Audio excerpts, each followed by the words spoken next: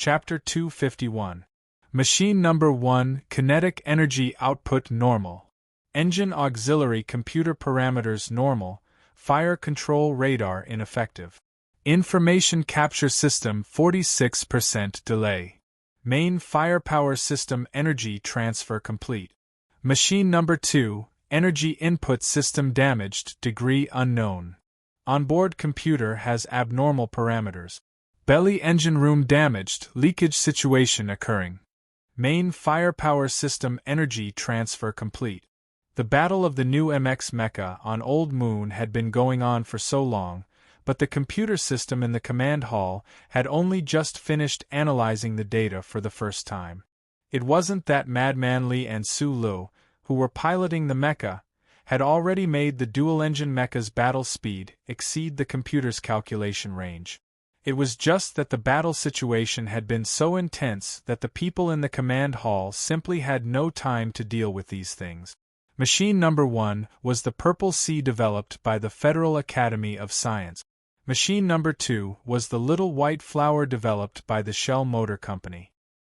Hearing the electronically synthesized female voice report the damage of both sides, the people in the command hall each had a different expression.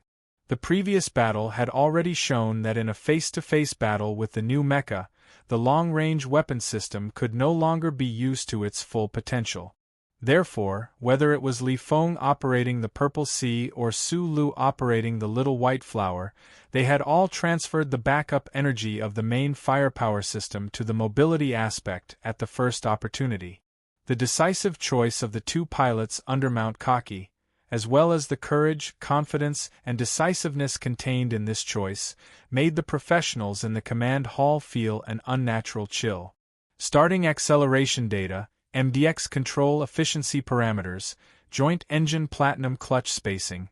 Following the appearance of various numerical units, the battle data of the new MX mecha hundreds of thousands of kilometers away was transmitted back to the command hall of Planet S1 through the first level of the electronic monitoring network.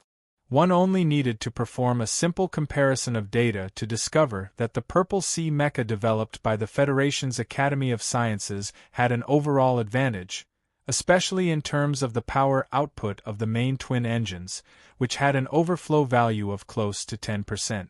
In a mecha battle, such a large difference in power output was enough to determine victory and defeat.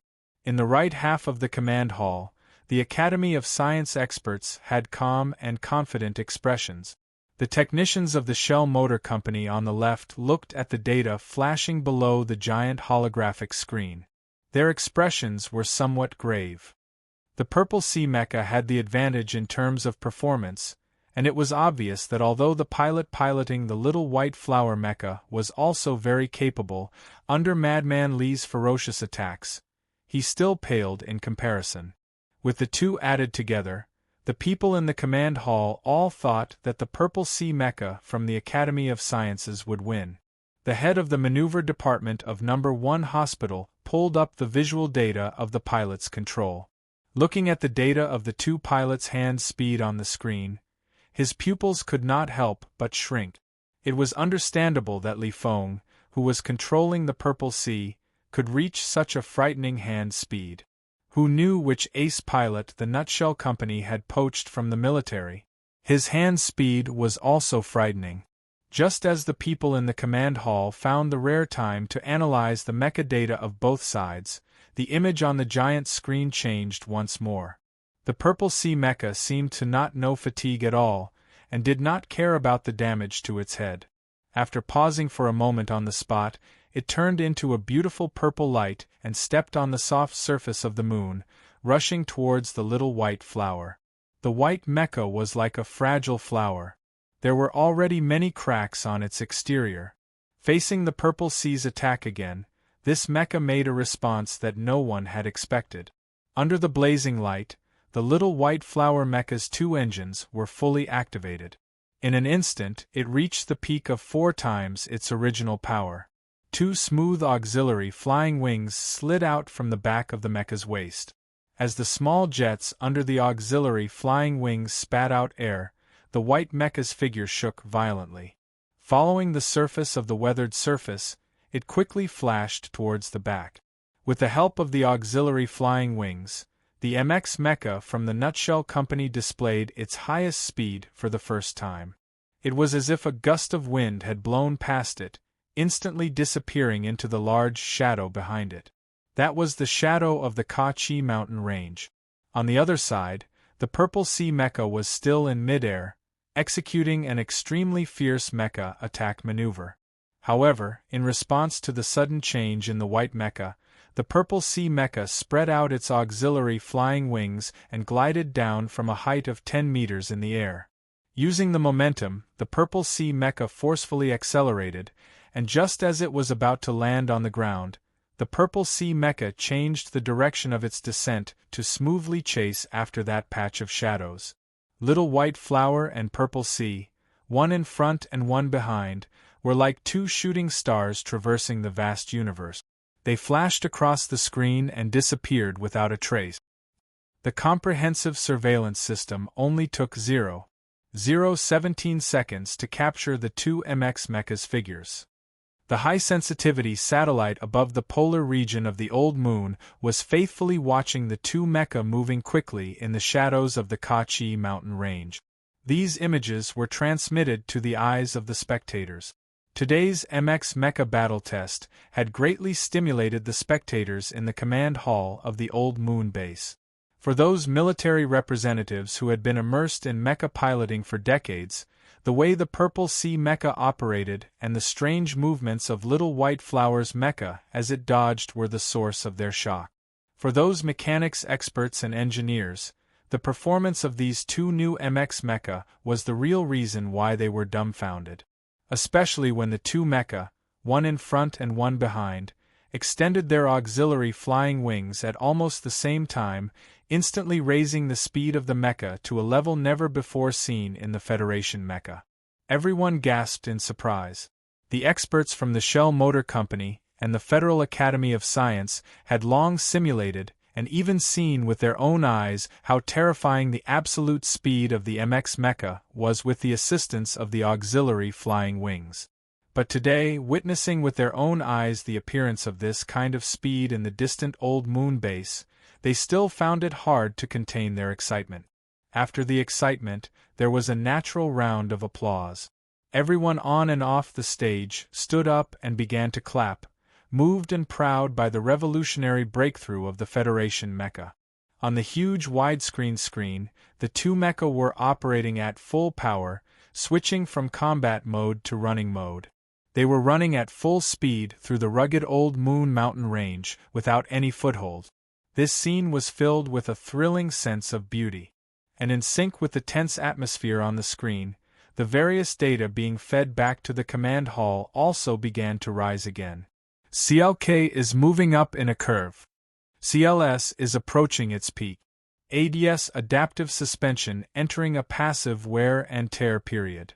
Not everyone in the command hall could understand these technical terms, but those important figures heard the electronic synchronized sound become more hurried.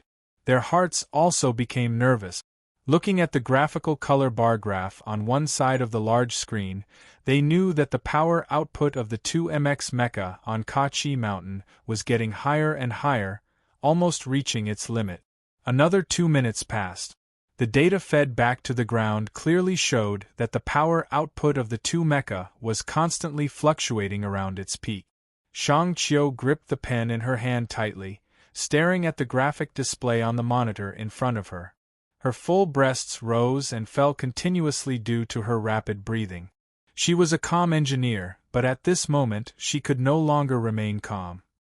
She did not understand the specific reason, but she had already guessed that the person inside the Little White Flower mecha should be Su Lo.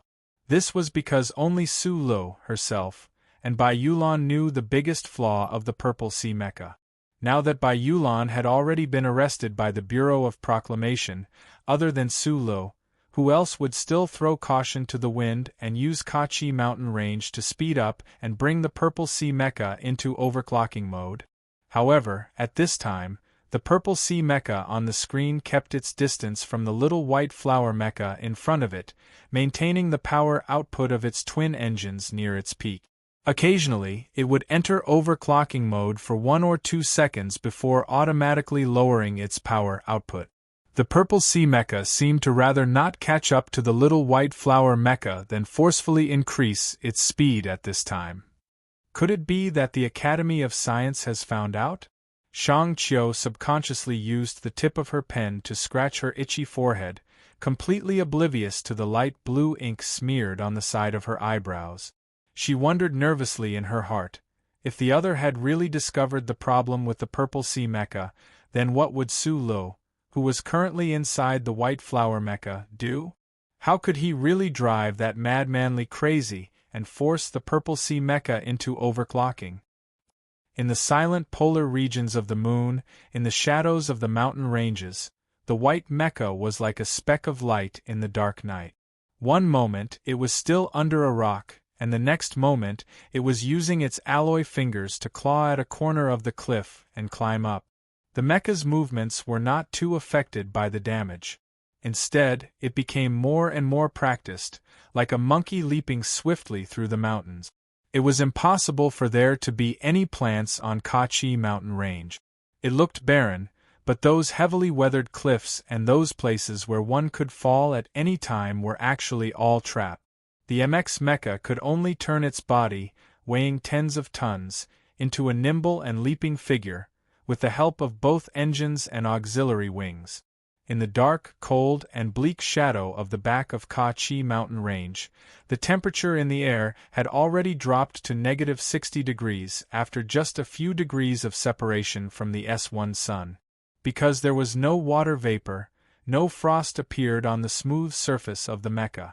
However, the alloy surface mixed with weathered sand and stone had some indescribable changes. The outer armor's automatic temperature control system had already been turned off. In the dark cockpit, Su Li's eyes stared intently at the various data parameters provided by the onboard computer, especially the CLS value and ADS value. The mecha's power output had already reached its peak several times, and the adaptive suspension system could no longer hold on for much longer. After all, sprinting at full speed in an environment like Kachi mountain range was too taxing on the mecha's body. Huff, huff. Other than the sound of static, the cockpit was silent. Su Li's heavy breathing was exceptionally clear. His control of Little White Flower was becoming smoother and smoother. The mecha control techniques he had painstakingly studied in the past, under the pressure of the purple sea mecha behind him, were almost like those 10 stances, becoming instinctive to his body. It was only in this way that he could rely on the simulation system and those combat stances to last until now in the face of Madman Li's terrifying strength. However, the purple sea mecha chasing behind him cast a shadow over Su Li's heart. The murderous aura on that mecha was so intimidating that it actually made one feel as if they could not win. Earlier, on the weathered surface at the foot of the mountain, Little White Flower's mecha had kicked backwards in the air, successfully destroying the complex fire control system at the head of the purple sea mecha. However, no one had expected that the purple sea mecha would actually be able to skillfully control its power system in midair. It abruptly moved horizontally, and its mechanical leg bent horizontally to strike Little White Flower's abdomen. It looked like both sides had suffered damage, but Su Lu knew that he had made a big mistake. Compared to Madman Li in the purple sea mecha, Su Lu did not have any advantage in mecha piloting. Even with the help of the simulation system, he still could not compare to that young lieutenant colonel who had been immersed in mecha piloting since he was a child. The only area in which he was better than Madman Li was his deep understanding of mecha structures. From the time he had repaired the old M mecha on the ancient bell, all the way until he had entered the Shell Engineering Division to help with the creation of the MX mecha, he could not be more familiar with every component, every circuit, every chipset, and every position of every transmission rod in a mecha. However, it was precisely because of this habitual thinking that Su Lu had chosen to target the head of the purple sea mecha, which had been integrated with most of its information capture system, when the white mecha had taken the risk to strike at the foot of the mountain. However, Mad Manly did not seem to care about this at all. He brutally and domineeringly traded injury for injury. It was not until the dust had settled and the palm print had landed on the ground that Sulu understood that the most terrifying destructive power of the MX mecha was in close combat. The fire control radar was no longer as important as it had been in the past. Meanwhile, in order to destroy the opponent's fire control radar, Little White Flower's mecha had paid the price of damaging its energy transmission system. Rocks slid down the mountain. In the darkness, the white mecha quickly and accurately found another point to leverage on. Its nimble mechanical alloy toes dug into the crevices of the rocks, and with the silent vibration of the engine and the white turbulence of the auxiliary wing jets, the body of the mecha suddenly shot up. It came to a gentle slope and charged upwards. The weathered sand and stones on the slope of the valley were silently disintegrated by the heavy body of the mecha, constantly trembling and undulating. In a situation where the maximum power output was at a disadvantage, the Shell Engineering Division's Little White Flower mecha still possessed a speed that did not lose out to the Purple Sea mecha. On one hand, it relied on Shang Qiutian's dynamic design.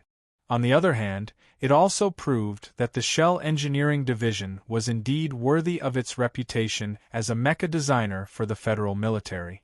In the field of mecha design, it was still ahead of the Academy of Science. The chase between Little White and the Purple Sea mecha had already lasted for more than 10 minutes.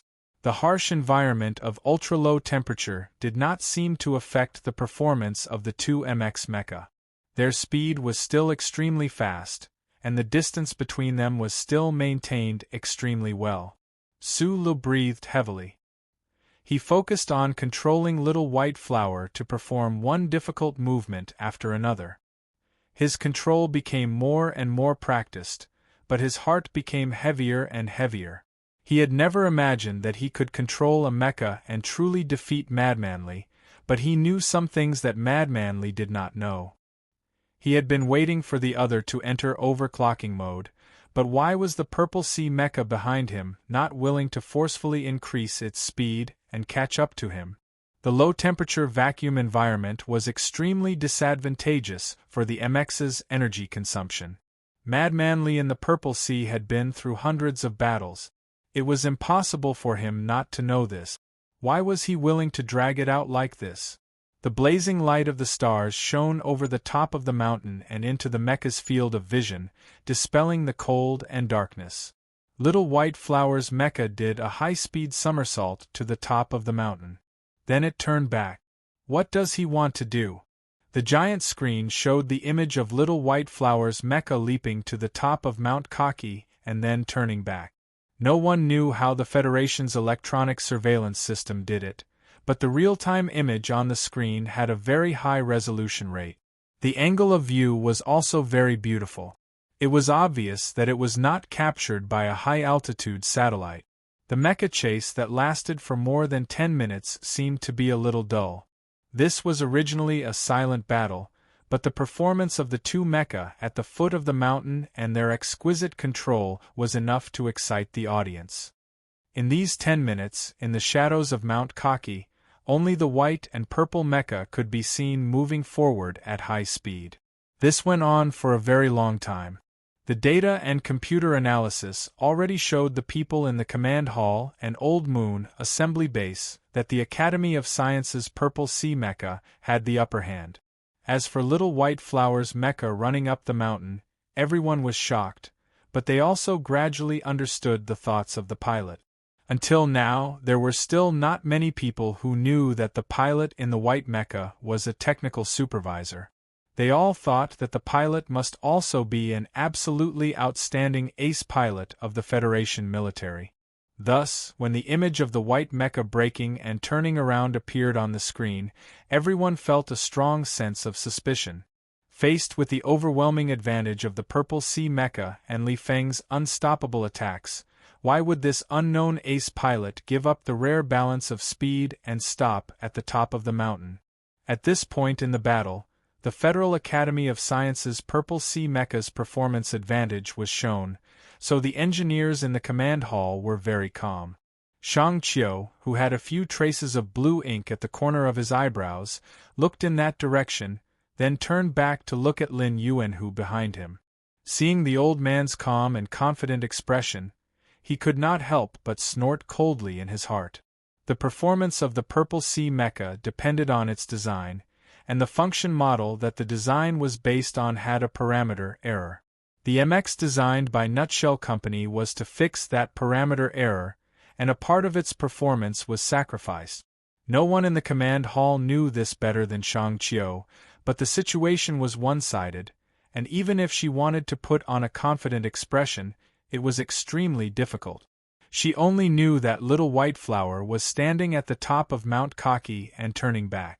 He must be thinking of a way to drag the Purple Sea into overclocking, but she did not know what that guy was going to do. Suddenly, a middle-aged expert beside her touched her shoulder and said hurriedly, "What is little white flower doing?" Shang Qiu quickly turned to look at the screen, and her red lips could not help but open slightly. Like everyone in the command hall, she let out an exaggerated gasp. On the giant screen, the white mecha's mechanical arm extended a repair arm from the front, pressing against the heavily damaged abdomen of the mecha, as if some kind of repair work was being done. Chapter 252. Shang Qiu subconsciously covered her mouth. She knew that Little White Flower MX had some spare parts under its cockpit, but she never would have thought that the pilot would actually choose to repair himself at this time when Little White Flower stood trembling on the peak and the Purple Sea would attack in an instant. Strength was gained through hard work, but confidence was gained through actual combat. At this point in the battle, Su Lu was deeply impressed by Madman Li's unfathomable mecha control ability. At the same time, he also gained a lot of confidence in himself. At this moment, he finally understood that those days when he was tortured beyond recognition by the Level 6 virtual reality test in Area H1 of Lihua University were not in vain. At the beginning of the year, from Tai Ziyuan's words, he already knew how frightening the Level 6 mecha test was. He believed that his control method using the simulation system, if converted to hand speed, should already be close to the standard of an ace pilot in the military. In addition to the high-intensity mecha operation training he had undergone some time ago in the Whitewater underground base on the outskirts of the capital, he believed in his own mecha control ability. Because of this confidence, Su Lu had listened to Bai Yulan's soft instructions before she left and temporarily replaced Zhou Yu's pilot position. Unfortunately, Madman Li was stronger, extraordinarily strong. The youth who entered the Purple Sea mecha was even scarier than his violent and tyrannical self. There were clearly dozens of tons of metal between them, but it could not stop that person from displaying his murderous aura through the ice-cold machine.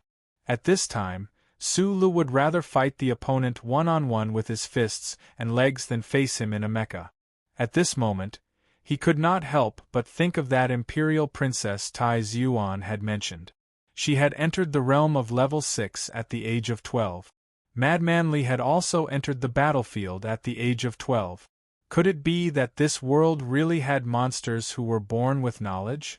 The thing that made Su Lu feel the most vigilant, the fact that even his heart that was as hard as a rock was somewhat shaken, was that the Purple Sea that had always been following behind him didn't enter an overclocking state and forcibly increase its speed to intercept him on the way to Kaki Peak like he had planned.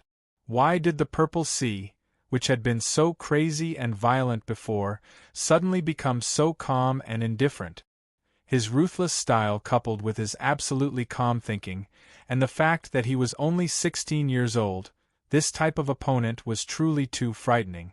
The Lees of Philadelphia, the god of war, the old man, and the uncles, were all the monsters in this universe related to them. When he was thinking about these things, Su Lu was not like the ancient swordsman who stood on the peak and waited for the arrival of the Purple Sea mecha. He was a youth with 3 qualities who treated others in a traditional way, but he was not stupid enough to ask for a battle that involved killing, nor would he follow some kind of rigid rules. The Little White Flower mecha stood steadily on the edge of the platform at the peak. The long-range weapon on its left arm had already been switched on. Without the backup power of the firepower system, it was unable to activate the main cannon. However, the rotating barrel of the Darlin's gun continued to spray out those light dots that represented high-speed projectiles, continuously shooting towards the rugged path below the cliff. It was a pity that the gun barrel on the mecha's left arm did not have a clear clicking sound as an accompaniment. The low-light projectiles were also unable to shatter the weathered lunar mountain and bring more trouble to the figure of the Purple Sea mecha. The Purple Sea mecha silently and swiftly executed incomparably awesome evasive maneuvers on the cliff, dodging all of the projectiles that Little White Flower had shot out. Sulu had hoped that during the test, his long-range attacks would be able to hit the Purple Sea, or at least force the opponent off the peak. He had only hoped to delay the opponent from reaching the peak, and in reality, he had achieved this. The precise point of impact, as if he could predict the trajectory of the Purple Sea mecha's evasive maneuvers, made even Li Feng, who was controlling the Purple Sea, feel extremely troubled. By the time he neared the peak, another 3 minutes had already passed. In these 3 minutes, Little White Flower's right mechanical arm had not been idle. Instead, it had rapidly carried out self-repair work. In a typical mecha battle, it was simply impossible to give a mechanic any time to repair, but today, in the special environment of the Old Moon Khaki Mountain Range, the white mecha had managed to do this. This was because the one controlling it was Sulu. In terms of mecha piloting skills, Sulu was a far cry from Madmanly, but in terms of mecha repairability, there really were not many people in the Federation who were better than him. The left mechanical arm fired accurately and quickly, while the right mechanical arm calmly carried out its repair work. Between movement and silence, the Little White Flower's mecha towering on the peak of the mountain gave all the spectators who could see this scene a very special feeling. Repairing mecha in the middle of a battle had already left the people in the ground command hall dumbfounded, and right now, the white mecha was clearly carrying out a double-layered operation. The difficulty of this kind of operation was obvious, but Sulu carried it out extremely smoothly. He used the simulation system in conjunction with the control stick and the touch screen to carry out these two operations at the same time, so it was not difficult to use them. The ground trembled violently, and the mechanical right arm completed the last critical component replacement. Sulu looked at the digital model descending from the sky in his helmet's field of vision. The heat in his body surged, and he entered the control signal into the mecha. Little White Flower's mecha's joint engines were all on full blast, and it slid diagonally backwards across the surface of the platform at the peak of the mountain, moving straight back 70 meters. There was no sound, but there seemed to be a loud boom. The Purple Sea mecha dodged the last bullet line, shot up into the sky, and fell swiftly and violently. Like a meteorite, it smashed heavily into the position where Little White Flower had been standing just a moment ago. The onboard computer quickly performed a self-check. Sulu knew that most of the kinetic energy input device had been repaired. There could not have been too many backup components in the Nutshell MX design to begin with. It was just an extremely critical component, and it had an extremely small weight. To be able to repair it to this extent, he was already very satisfied. Purple Sea did not charge over like before, but instead stood quietly by the cliff's edge, watching as Little White Flower slowly retracted the repair arm on the right mechanical arm. It seemed that it also felt that the other was very strange, actually choosing to carry out repair work at this time. Inside the Purple Sea mecha, Li Feng did not enter any attack orders. He looked through the field of vision in his helmet at the somewhat tattered white mecha not far away, and remained silent the entire time. Due to the severe damage to the head's information capture system, the fire control radars had all failed. At this time, the onboard computer could not calculate the current situation of the white mecha in time, but just looking at the other like this with visible light, the 16-year-old suddenly felt that it was very interesting. Li Feng's hands left the control stick and touch screen, slowly moving the joints around his wrists, and then he put them back on. He was wearing a specially made control suit, and nothing out of the ordinary could be seen. It tightly wrapped around his burly and powerful body, and on that face that still had the childish expression of adolescence flashed a hint of contemplation that did not match his age. He had joined the army at the age of 12, and had entered the virtual level 6 level in the military's secret test back then. Li Feng knew that in this entire universe, probably only the princess of a faraway empire could be mentioned in the same breath as him. Arrogance, ruthlessness, and the impulse to smash everything in the world came from his bizarre teenage life and his own super strength. To put it bluntly, the greater the strength, the greater the responsibility, and the more intimidating the aura would be. Li Feng was 16 years old, and it was impossible for him to be like his grandfather in the manner of Feiqing, who was as deep as the well, shining with disdain like the eternal stars. However, the bloody battles on the front lines, the countless experiences of escaping from the Empire's mecha ambushes, the wreckage of the pirate ships floating in space, and the bodies of his comrades that flowed like a stream of blood, made this Federation's youngest lieutenant colonel mature at a somewhat abnormal speed. Perhaps this was the real reason why the war god sent him to join the army back then. Li Feng, who could survive that kind of environment, was definitely not a madman who only had strength and no brains. Although his personality was a bit crazy, once he entered the battlefield, under the cover of his crazy appearance, he would enter into absolute calmness. That was why, from the start of the battle until now, even when he had such a good pursuit maneuver when he had entered the shadow region of the Khaki Mountain Range, Li Feng had used his steel-like nerves to forcefully control himself and this purple sea mecha beneath him. Nothing could be done to the extreme, and unless it was the most dangerous moment, Madman Li would definitely not allow himself to truly go crazy and use control methods that were beyond his control, such as overclocking. The pilot in the white mecha opposite him was very interesting. Li Feng looked at the opponent in his field of vision, who seemed to be facing a great enemy, and the corner of his mouth twitched slightly. What was interesting was not because this person actually dared to self-repair in the middle of a fierce battle, but because at the foot of the mountain, this pilot was actually able to withstand the continuous attacks of the Purple Sea. Only Li Feng himself knew how frightening that series of ferocious attacks were. His family's legacy combined with this dual-engine high-power mecha, once they were combined, even he himself was a little shocked by the power they produced. He even thought that even the guy with the surname Tian that the brats in the Westwoods military often mentioned, or Commander Zhong personally piloted the mecha, under his previous series of attacks, he was afraid that he would not be able to withstand it. But the pilot in the nutshell had managed to withstand it.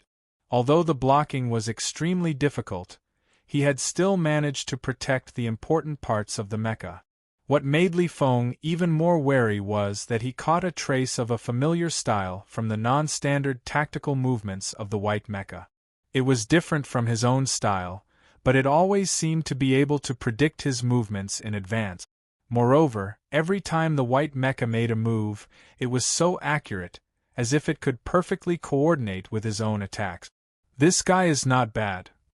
Li Feng made this evaluation of this pilot in his heart, and because of that trace of wariness in his heart, he secretly raised the other's danger level by another level. However, he had never thought of using this mecha battle test to do anything to this pilot, because he was very confident that the final victor would be him, and the Federal Army just happened to be in need of excellent pilots like the other. Right at this moment, a dark green indicator light in the cockpit of the mecha lit up. Li Feng glanced at it indifferently, and knew that this was the Federal military's standard equipment, a short-range encrypted communication system. It was used by the military to carry out small-scale team cooperation under the enemy's electronic attack. Admit defeat.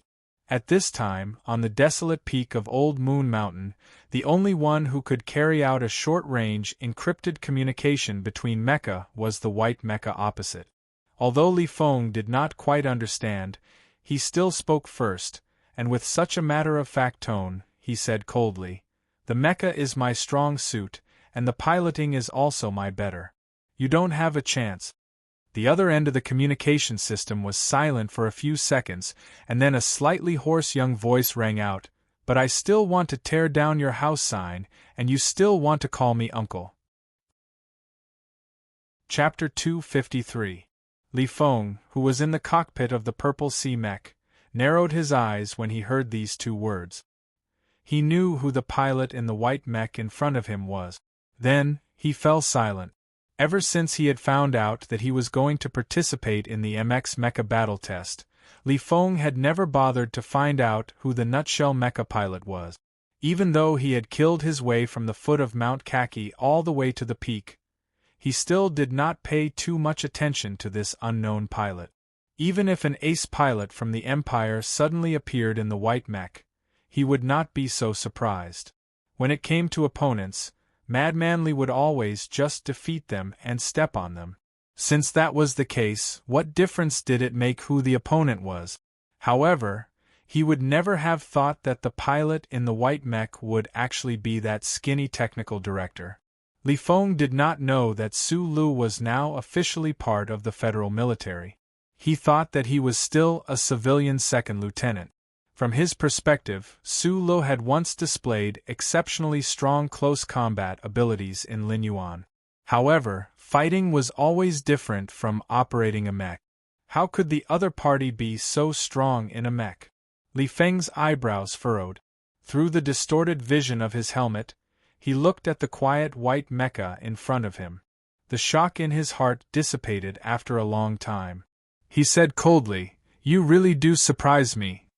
Since it's a bet between us, of course I have to defeat you personally.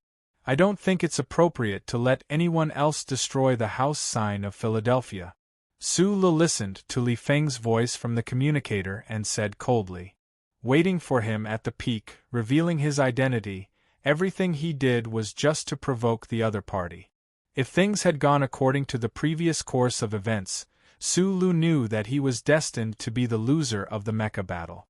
If he wanted to infuriate Li Feng, who was absolutely calm in battle yet was able to display a crazed aura, other than that bet and the fact that he was in a mecha, he could not think of any other way. Li Feng frowned. He looked at the white mech in his field of vision and suddenly said, "You really surprised me. But congratulations, you've successfully provoked my desire to kill you." "That's my wish," Su Lu thought silently in his heart. Then, he heard Madman Li's cold voice from the communicator. "I don't know why you brought the mech to the peak, but I can tell you this. Before coming to the base, I've already looked at the surface features of the polar regions of Old Moon.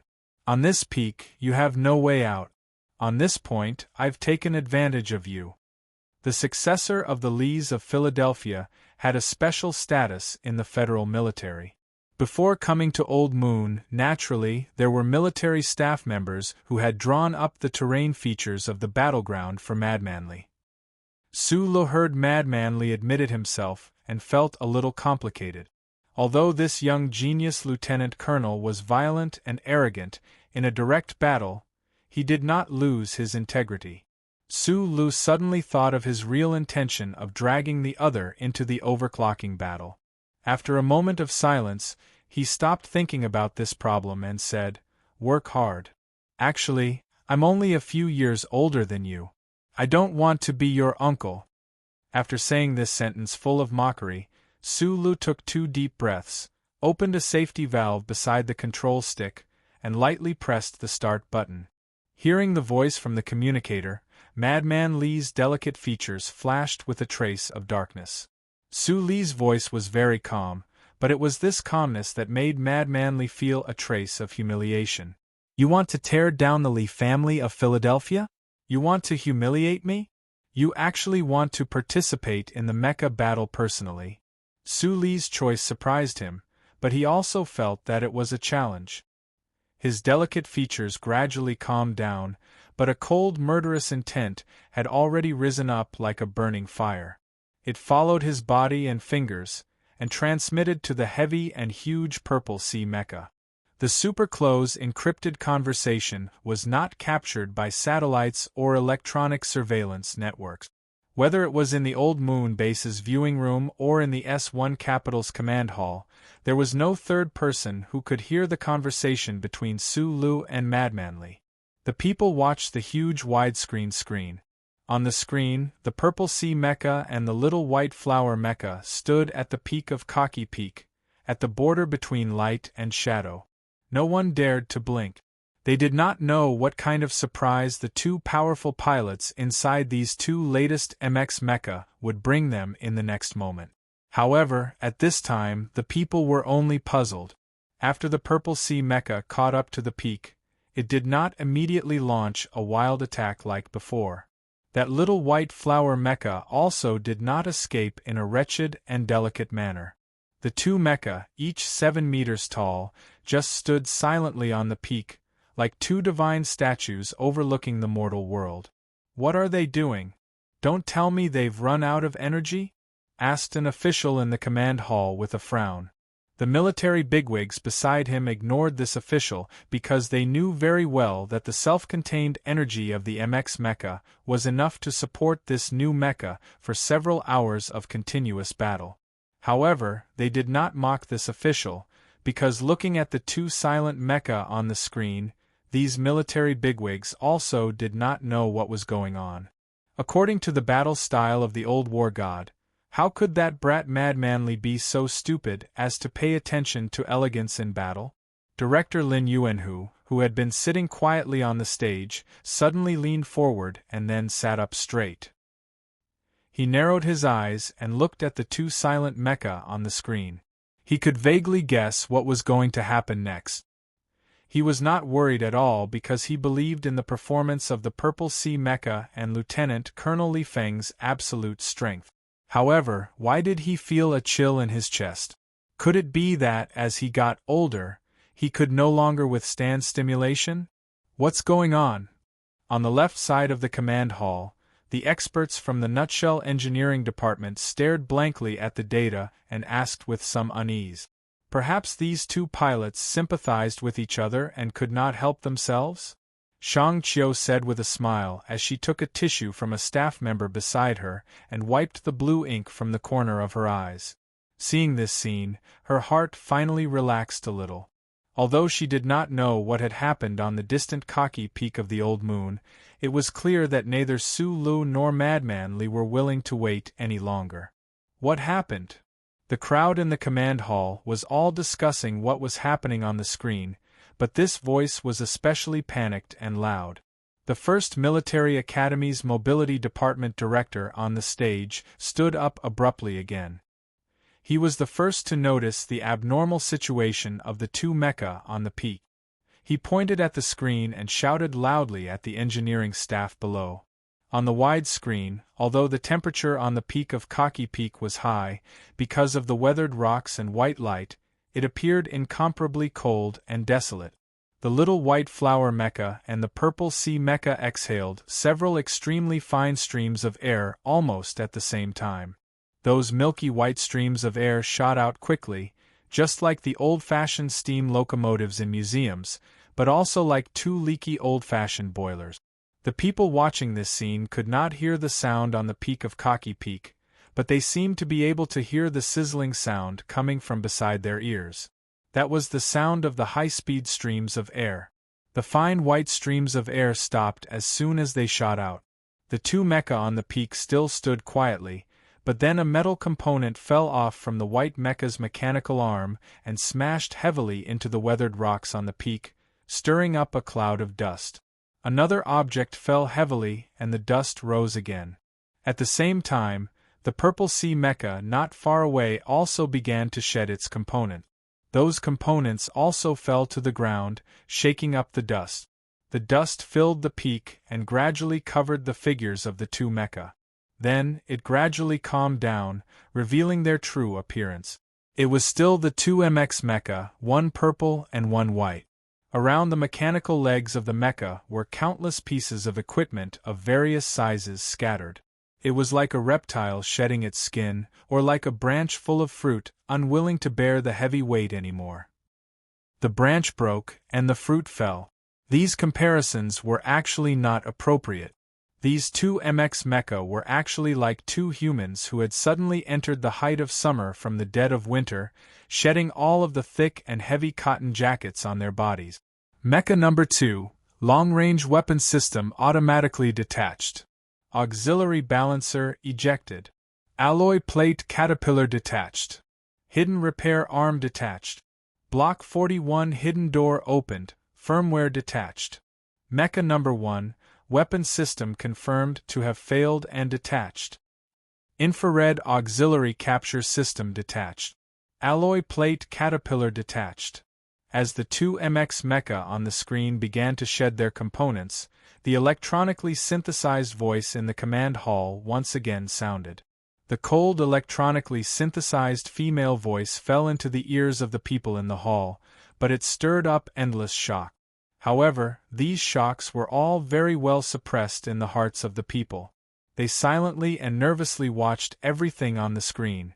Only now did they know that those thin white streams of air that had danced wildly like silver snakes in the vacuum earlier were the connection devices used to separate these components from the mecha body.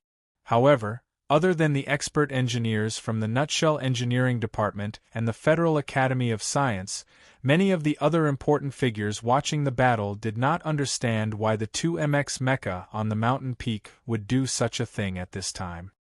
Mecha number 1, dual engines on full power, joint microengine power synthesis, auxiliary flying wing engine on full power, power breaking the upper limit, entering the 15% range. Mecha number 2, dual engines on full power, joint microengine power synthesis. Attention please, officially entering overclocking mode. Attention please, officially entering overclocking mode. The people in the command hall were first silent, and then they immediately began to silently bustle about. The technicians and experts in the 3 areas at the front of the hall began to record data.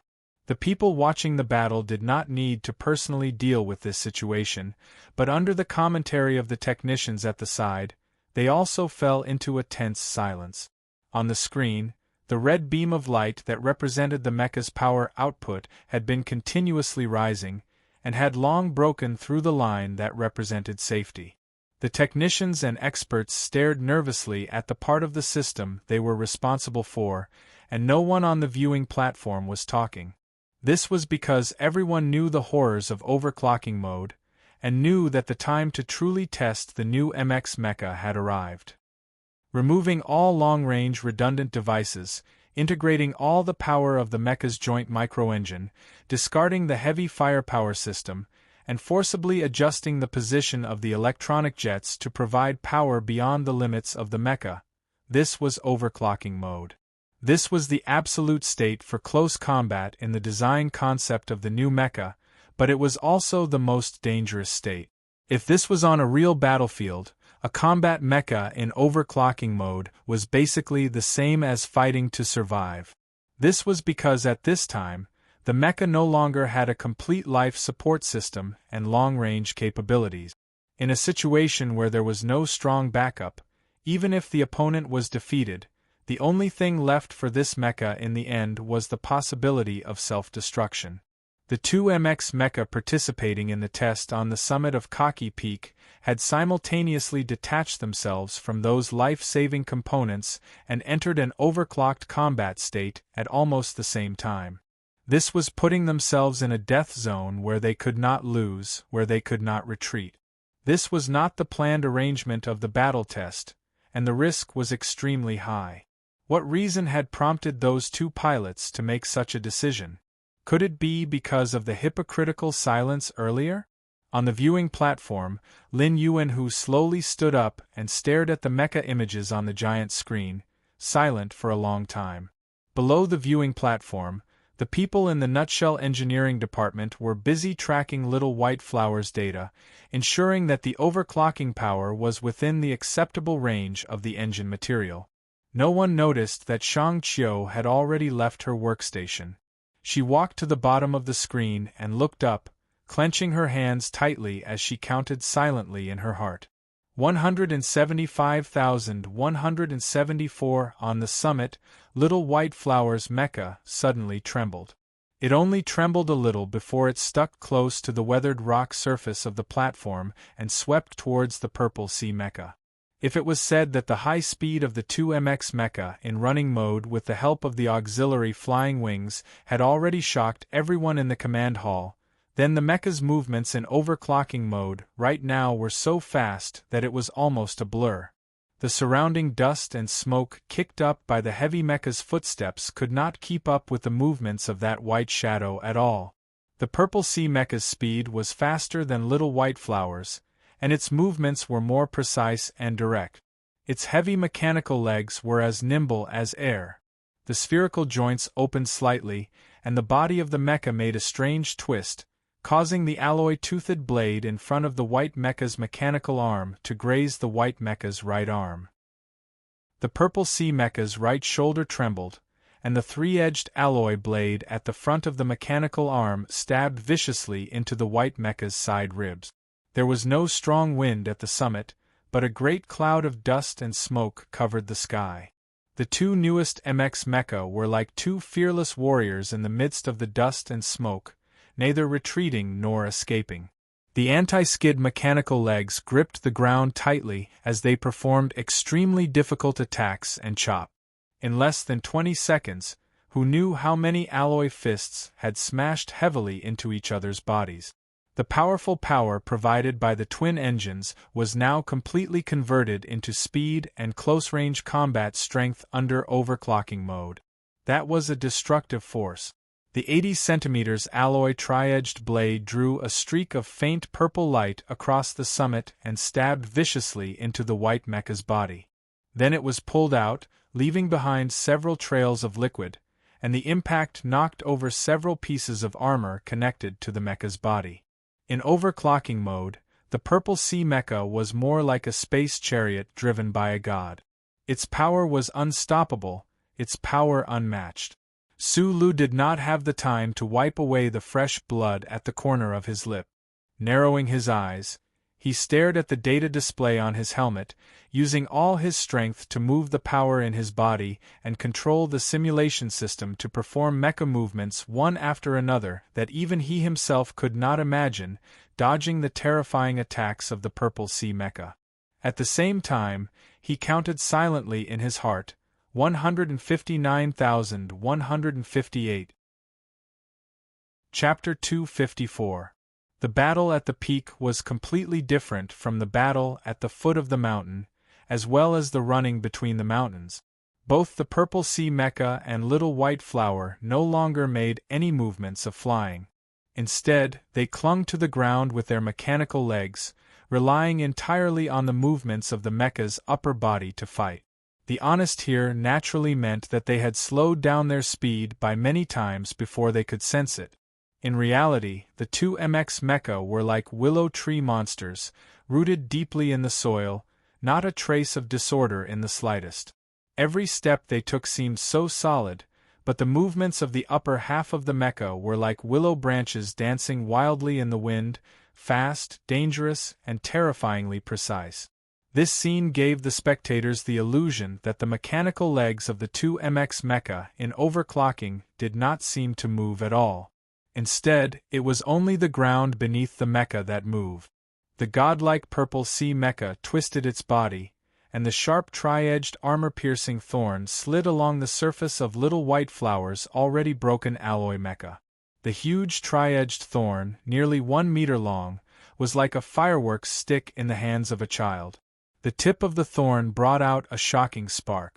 In the midst of the silent battle, the sawtooth blade on the right mechanical arm of the white mech silently sliced across from under the arm, leaving a shallow cut on the wrist of the Purple Sea mech. But at least it stopped the Purple Sea mech from delivering a fatal stab.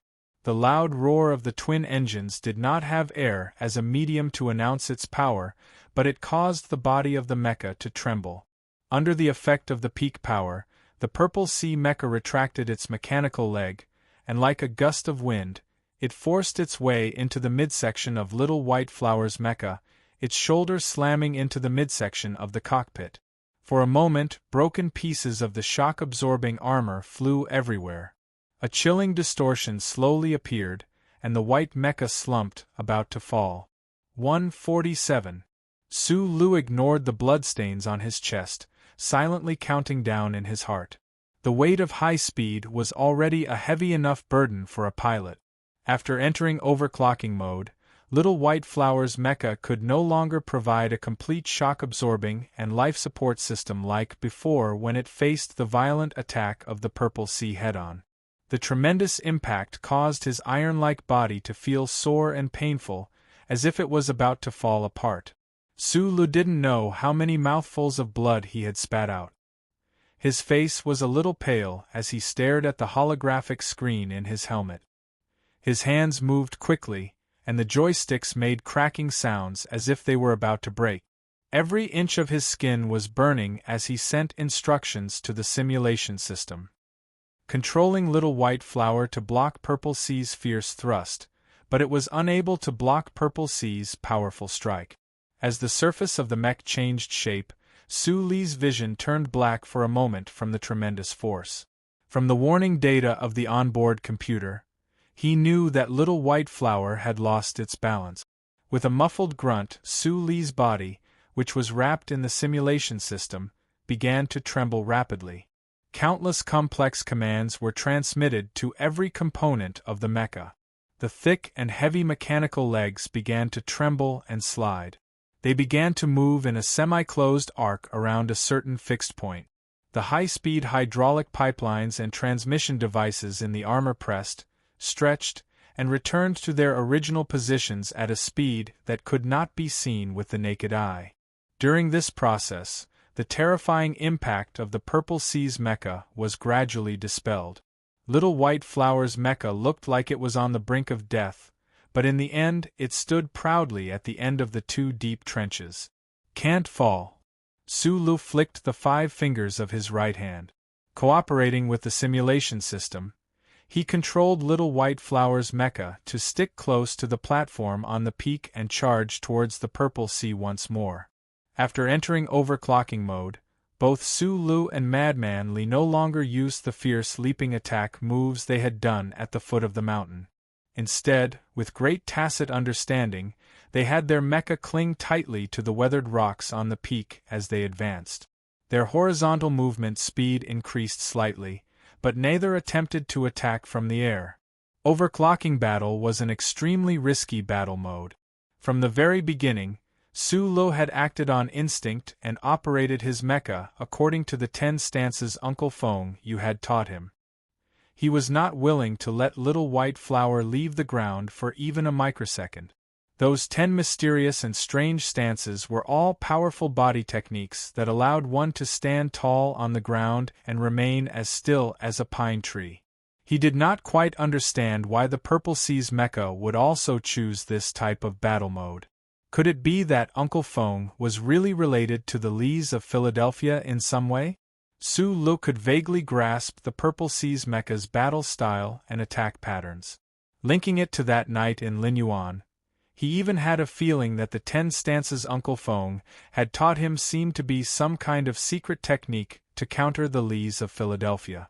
However, Madman Li was still Madman Li after all.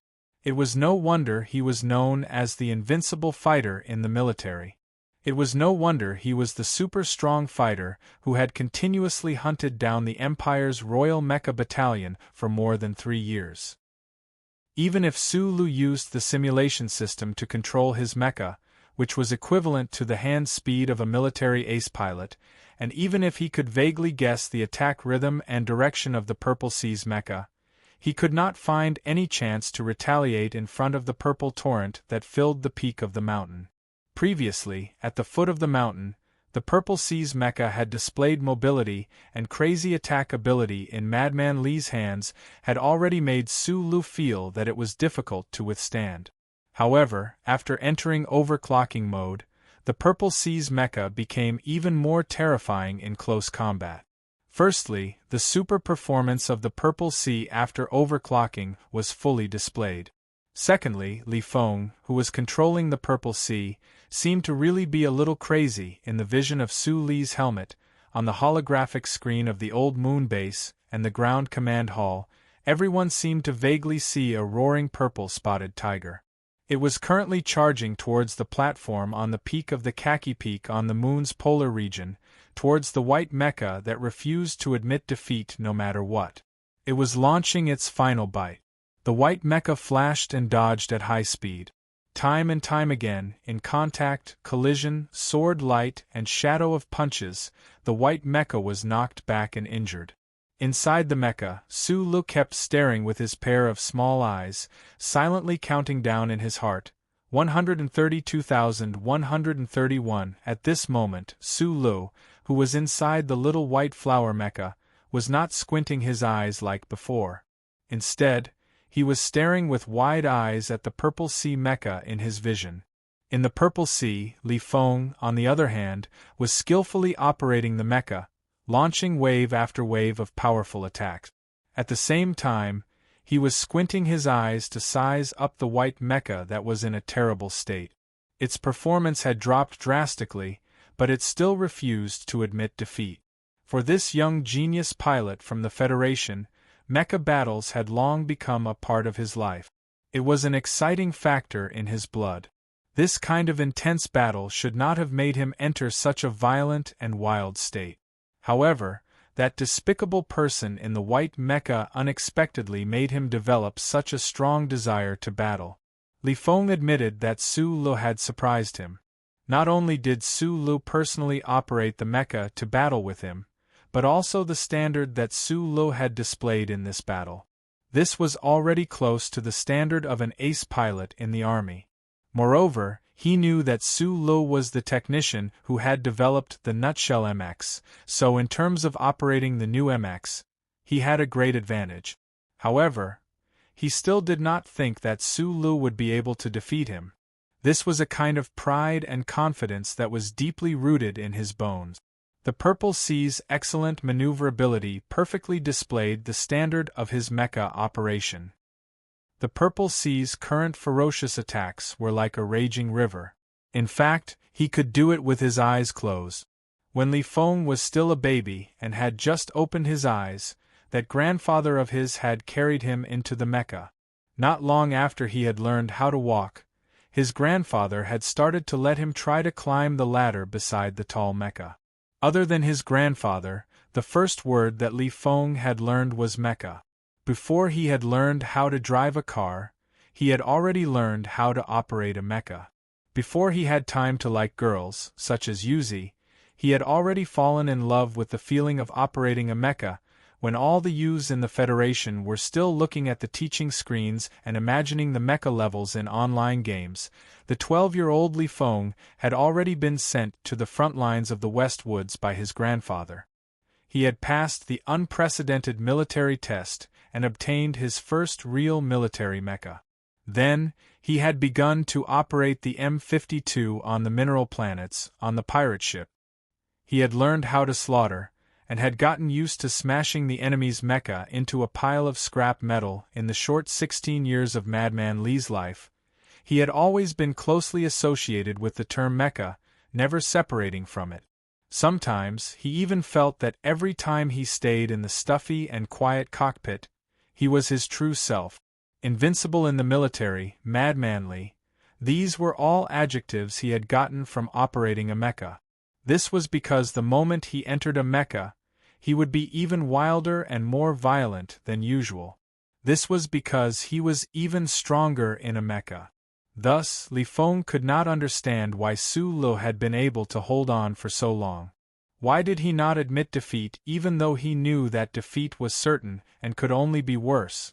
Thinking of that bet and the white mecha's persistence at this moment, Madman Li's eyes narrowed even more. A hint of anger flashed through his reddish eyes. The Purple Sea mecha attacked fiercely once again, ravaging the little white flower over and over again. There was no such thing as mutual appreciation. The pale-faced Su Lu stared with wide eyes amidst the intense tremors. He stared at that Purple Sea which was like a mad tiger, controlling his mecha to avoid those fatal points of attack, as he mumbled softly to himself, F*CKU, F*CKU. His voice was so gentle, so calm that even he himself felt that he was still calm. He did not feel the intimidating power and aura displayed by the purple sea mecha before him. However, his rationality told him that whether it was in terms of mecha operation accuracy, battle experience, or any of the qualities and abilities required to operate a mecha, Li Feng was far above him in all aspects.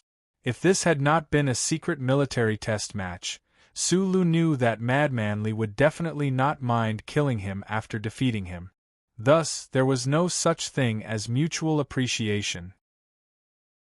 He only stared coldly, wanting to see how the other would die.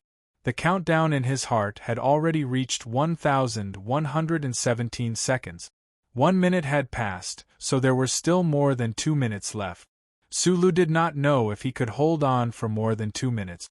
He did not know if the little white flower's mecha would explode prematurely. After entering overclocking, the battle was even more one-sided. The white mecha was in an extremely wretched state, looking like it could explode at any moment. However, Su Lu had no intention of surrendering. He only made each of his operations more precise, each of his dodges faster, each of his attacks fiercer. On the quiet platform of Kaki Peak, the purple sea mech was like an invincible god, while the white mech was like a trembling little white flower. Occasionally, it would be blown away by the wind or crushed by the giant's feet. There were several parts of the mech's body that were bent out of shape. Liquid leaked out, and the central control system was damaged. It could collapse at any moment. But it did not collapse. The people in the ground command hall watched the images on the screen in silence. The neutral military mechanics and engineers watched this scene quietly. A sense of respect for the successor of the military god grew in their hearts, as well as respect for the nutshell mecha operator. On the other hand, the staff in the nutshell area were clenching their fists nervously. Looking at the tragic sight of the little white flower on the screen, all of them had the urge to admit defeat. Shang Qiu's eyes had already turned into the moon's. She stared blankly at the screen. She knew that the little white flower's mecha was not willing to admit defeat. It was persevering, wanting to hold on until that moment arrived. But the problem was, looking at the data being fed back at this moment, the little white flower's mecha would not be able to hold on until that moment. It would be in danger of exploding. As the technical supervisor of the Nutshell Engineering Department, she did not have the authority to stop this test. But subtly, she suddenly really hoped that Su Lu would admit defeat, because this way, at least he would be able to preserve his own life. There was nervousness, there was respect, and naturally there were other emotions as well. Not everyone would cast a respectful gaze towards a persevering loser. The professors and experts from the Federal Academy of Science were already smiling calmly and confidently as they watched the screen at the top of Kaki Peak. From their perspective, the standards of the Federation's new MX mecha would definitely be the glory that belonged to them. On the viewing platform, Dean Lin Yuanhu no longer leaned forward. He stroked the white hair at the corner of his forehead and sat back down in his chair. Turning his head, he whispered a few words to the National Security Advisor beside him. There were not many people in the old moon base who had the authority to watch this mecha test battle, but there were still more than 100 people. They were all soldiers of the Federation, so naturally, they would stand on the side of the heir of the military god who was operating the Purple Sea mecha. Just like the people from the Academy of Science in the ground command hall, they too had relaxed smiles on their faces. It was just that the people in the military base were more direct in their reactions. Some of them began to cheer, while others even began to count.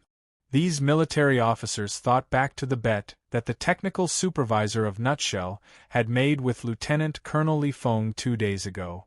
They thought back to the young man's disrespect towards the military god of Philadelphia. Right now, watching the Purple Sea mecha tormenting the little white flower in a frenzy, their emotions were stirred to the extreme. 1, 2, 3. They were counting. How many more seconds would it take for the Purple Sea mecha to defeat that white mecha? They were even wondering if they should immediately go and drag the technical supervisor of Nutshell out so that he could fulfill his end of the bet and kneel down before the Lees of Philadelphia. Scroll down, there are a few words to report to everyone. Chapter 255. Looks like your Shell Motor Company is indeed not popular. The MX Mecha will be allocated to soldiers in the future, but look at the attitude of the military. They are clearly only willing to accept the Purple Sea. What are you all fighting for? In a room on the second floor of the Old Moon Base's observation hall, the official from the Constitutional Bureau rubbed his throbbing abdomen as he looked at Bai Yulan, who had her head lowered in silence, and sneered. He didn't know that those soldiers were so fanatically supporting the Federal Academy of Sciences Purple Sea Mecha because of the Lees of Philadelphia. The soldiers in the base had followed the request of the Bureau of Proclamation. After arresting Bai Yulan, they had actually kept him locked up in the base. This matter involved the Federation's MX Mecha test. No matter how detached the Bureau of Proclamation was from the political structure of the Federation, they couldn't immediately do anything to Bai Yulan. Besides, there were still many things hidden behind this matter. Since that official had already fulfilled the request of some power and kept the pilot that Nutshell had originally arranged to stay, he naturally didn't want to cause any more trouble. Bai Yulan slowly raised his head and quietly looked through the glass door of the room at the breathtaking MX Mecha battle on the screen. He was silent for a long time. He thought to himself that if he was the one controlling Little White Flower now, he might have been able to complete it better than Su Lu in the beginning. However, right now, under the violent attacks of the Purple Sea, he definitely wouldn't be willing to hold on like this. 8. 9. What are you saying? The official from the Bureau of Proclamation looked at him coldly. Bai Yulan turned his head and said softly, I'm counting. How long will it take for the Purple Sea Mecha from the Academy of Science to explode? He paused for a moment, then continued softly, Now it seems that I really have to thank you for locking me up. Otherwise, how could that guy be angry enough to personally go into battle? The face of the official from the Bureau of Proclamation darkened slightly. He didn't say anything else. He turned his head to look at the MX battle that he was also very interested in. He thought to himself that this delicate man was probably mad to the point of insanity. Otherwise, why would he say such a thing? Some people participated in the Federation's extreme long-distance race, but in the end their legs were crippled and their bodies were exhausted.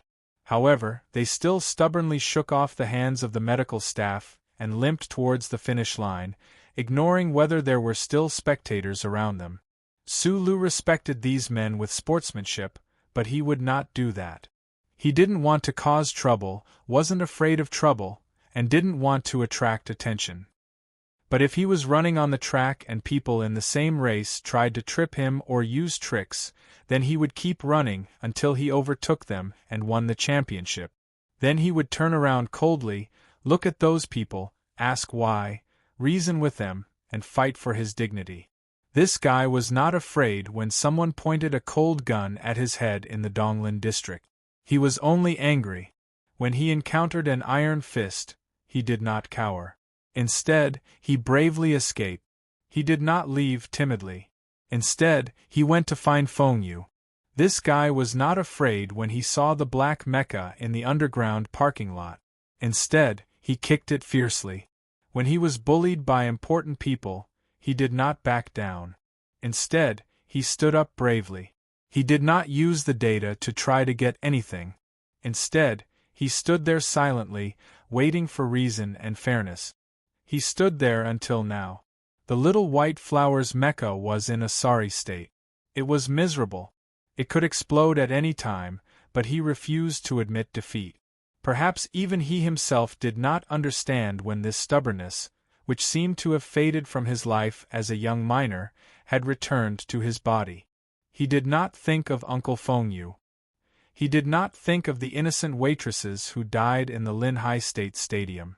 He did not think of Zhang Xiaomeng who died in a political conspiracy. He did not think of Shi Qinghai, who was betrayed and disappeared.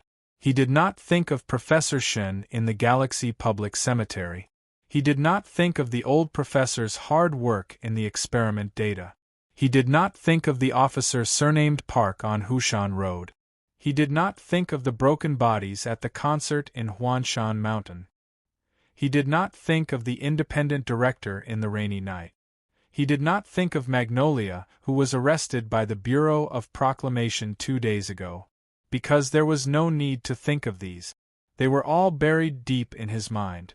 From Donglin to S1, the unfairness, darkness, and conspiracy of the Federation had always been there. Su Lu often thought of the letter Shi Qinghai left for him before he left. In the face of social injustice, some people wanted to be the ones to inflict it. Some people silently accepted it. Some people wanted to change something. Those without power would shout on the internet, using silence to express their anger. And what should those with power do? MX Mecca, the Academy of Science, Politics, the election. Su Lu had already unconsciously become a person with power. He could change some things, so he told himself that he must persevere. Each time the little white flower suffered a heavy blow, it was like a sledgehammer striking a rock. This rock persevered, but who knew whether the rock would shatter in the end? Or the sledgehammer would shatter? Or would the people in the Federation who wielded the sledgehammer be afraid and tired? Su Lu stared with red eyes at the crazed silhouette of the purple sea mecha in his field of vision, but he was unusually calm as he carried out his own operations. The little white flower mecha could not hold on for much longer, but he was becoming more and more familiar with the controls, feeling stronger and stronger.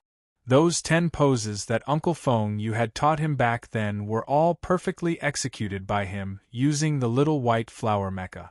His eyes were red. Naturally, it was not because he was moved or sad, but because there was fire, a very big fire. Su Lu stared at that terrifying purple sea mecha, thinking of that arrogant and unreasonable person inside the mecha. When we first met at Linyuan, you wanted to kill me. When we met at the hospital, you said you wanted to kill me again. Today, when we met again at the peak of Old Moon Peak, you still wanted to kill me. Although you have never really killed me, what right do you have to say this so calmly? You are the only grandson of the Federation's military god. You are a rare genius pilot. You joined the army at the age of 12 to kill the enemy, and you have already become a legend. So you want to proudly say that one day you will kill me? I won't accept it. I won't accept it. I won't accept it. I won't accept it. I have already killed when I was 10. Today, I want to beat you up, and then make you call me uncle. 98, 97, 63, 61, 38, 37. Su Lu and Shang Qiu had repeatedly calculated many times.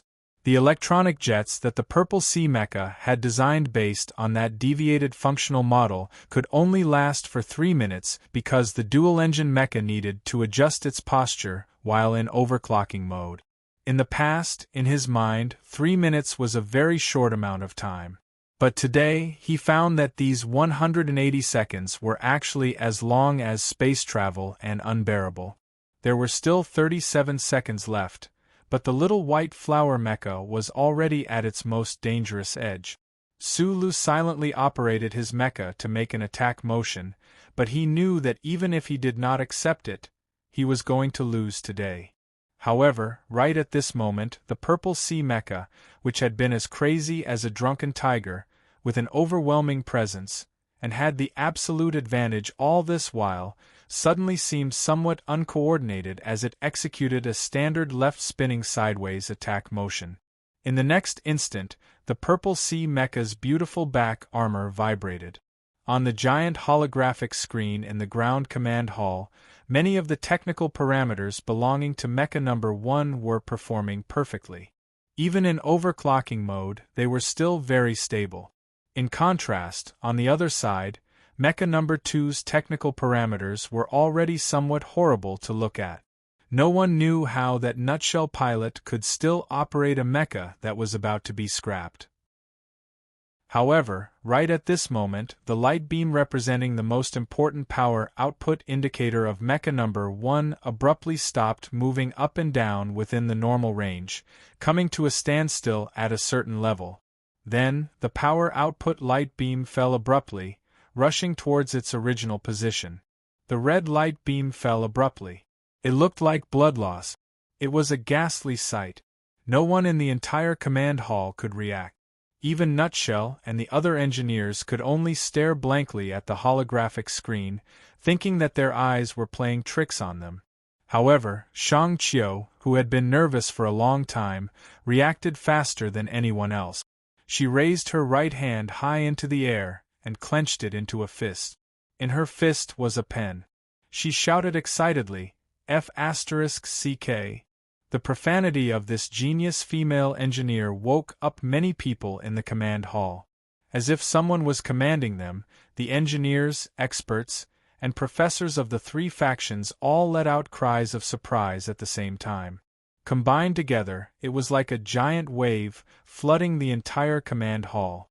In the stands, Lin Yuanhu, who had been quietly chatting with the National Security Advisor, had not looked at the monotonous and one-sided battle on the holographic screen in order to show his confidence to the people of the Federation. He indeed had absolute confidence in both Purple Sea and Madmanly, especially after overclocking mode. So, when he heard the cries of surprise, he could not help but be a little surprised. Dean Lin Yuanhu turned his head and saw that the power output indicator on the holographic screen had already fallen to 0. He stood up abruptly, his aged lips becoming incomparably pale. His body swayed twice. He clutched his left chest, as if he could collapse at any moment. The soldiers in the old moon base had already counted to 70. They thought that Purple Sea's mecha was already in the bag, and that perhaps the nutshell white mecha would explode in the next moment. Bai Yulan had already stood up and was standing behind the door. She looked at the holographic screen with slight anxiety. She had already counted to 37 seconds, but it seemed that she could no longer see the possibility of what would happen next. Right at this moment, the sound of the old moon base counting suddenly stopped abruptly. Everyone looked at the holographic screen in confusion. They did not understand why the Purple Sea mecha's originally incomparably sharp left-turn footwork had become somewhat sluggish. Moreover, the sluggishness was a little too much. It's probably the image being delayed, some people thought in their hearts. Maybe he wants to leave the nutshell mecha to play with for a while longer? Some people thought of Lieutenant Colonel Li Feng's movement. What happened next made the speculations of all the old moon base officers become a joke. On the platform at the peak of Mount Kaki, the Purple Sea mecha had not even finished its sluggish left-turn footwork when the struggling white mecha suddenly moved violently. This naturally could not be the result of the image being delayed. In the moment when the Purple Sea mecha was on the brink of dissatisfaction and struggle, every abnormality in its movements was like a provocative signal that entered Su Li's brain through his eyes. However, in the previous long period of time, Madmanly had controlled the Purple Sea mecha with a sense of indifference in its madness. There had been no loopholes that could be exploited. However, at this moment, the beautiful left-turn footwork of the Purple Sea mecha had a problem. For Su Lu, who had been waiting bitterly for more than 100 seconds, this anomaly undoubtedly represented his best chance. Although he did not understand why the Purple Sea mecha's problem had occurred 37 seconds earlier than he had predicted, he knew that he had to grab hold of this opportunity. In reality, Su Lu needed to exert any kind of mental pressure on himself to make the final explosive strike. This was because, like a spring that had been suppressed for a long time, if it did not lose its elasticity due to metal fatigue and adhesion, once it got the chance, it would definitely rebound strongly. Or, like a drowning person, once they grabbed hold of something by their side, they would definitely not let go. Through this series of brutal blows, Su Lu had gradually come to understand how to use the simulation system to replicate the 10 poses that the uncle had taught him with his mecha. However, Little White Flower's mecha was severely damaged, and Crazily was putting too much pressure on him. His attacks were too ferocious, so there was no chance for him to put it into practice. At this time, the Purple Sea mecha suddenly changed. The heavy pressure on Mount Kaki loosened, and Little White Flower's mecha, which had been teetering on the brink of collapse, suddenly displayed absolute speed. It turned into a flowing shadow, evading the triangular alloy spike on the right mechanical arm of the Purple Sea mecha. The white mecha's thick mechanical legs seemed to be trembling, but in reality, it was moving quickly, sticking close to the ground. In an instant, it twisted its body to stand face to face with the Purple Sea mecha. The serrated blade at the front of the mechanical arm chopped down viciously at the neck of the Purple Sea mecha, sending sparks flying. Immediately after that, Little White Flower's mecha swaggered up, charging straight for the middle of the Purple Sea mecha's abdomen. At the same time, its left mechanical arm wrapped around the Purple Sea mecha's head, and the battered Little White Flower lowered its head, slamming viciously into the assembled armor beside the Purple Sea mecha's cockpit. Sparks flew everywhere, smoke and dust flew everywhere. The white light was blinding, and the mecha warped and twisted. There was mist and blood-like liquid leaking out. Little White Flower's mecha and the Purple Sea mecha continued to maintain this stance. In today's MX battle, Madman Li's Purple Sea mecha had been extremely domineering. However, Su Li's Little White Flower mecha had been able to push its performance to the limits despite being at an extreme disadvantage. The situation had looked tragic, but it had successfully evaded most of the fatal attacks, which was why Little White Flower had been able to hold on until the very last moment. However, at this time, Little White Flower's sudden burst of 3 consecutive attacks had truly hit the Purple Sea's vital point. Whether it was the connecting part of the mecha's skull or the assembled armor beside the cockpit, after suffering such heavy damage, how could it still stand? Chapter 256. Little White Flower's final 3 consecutive attacks looked simple, but in reality, it was the most perfect attack that Su Lu could execute while operating the damaged mecha. Each of Little White Flower's seemingly normal attacks were in fact continuous, avoiding Purple Sea's attacks after losing power and still relying on inertia to maintain high speed, successfully dealing heavy damage to the opponent. This was a combination of 3 of the 10 stances that Feng Yu had taught Su Lu, and it was executed by Little White Flower's mecha in an instant. The high-speed chain blade at the front of the mechanical arm was pulled out of Purple Sea's mecha, leaving behind a trail of sparks as it drew a tragic wound. This action was very fast, but it looked exceptionally slow. Having lost power, Purple Sea's mecha seemed to have no power left to fight back, but Little White Flower did not stop there. The mecha moved at high speed, and within a second, it turned into countless white lines on the peak of Kaki Peak, continuously attacking Purple Sea. The tips of those white lines were dyed black, appearing dark and sinister. The countless lines converged on the body of Purple Sea's mecha, finally converging into a single point, and violently releasing a burst of power. This scene fell into the eyes of the people watching the battle in the command hall of the old moon base. They all felt their scalps go numb.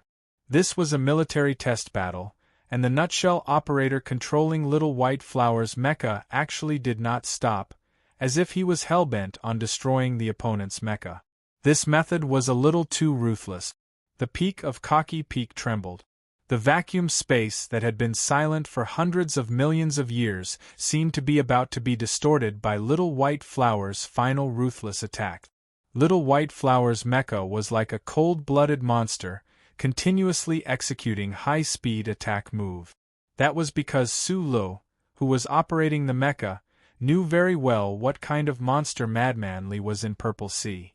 Moreover, Purple Sea's twin engines had exploded more than 10 seconds earlier than expected. What was the reason for this?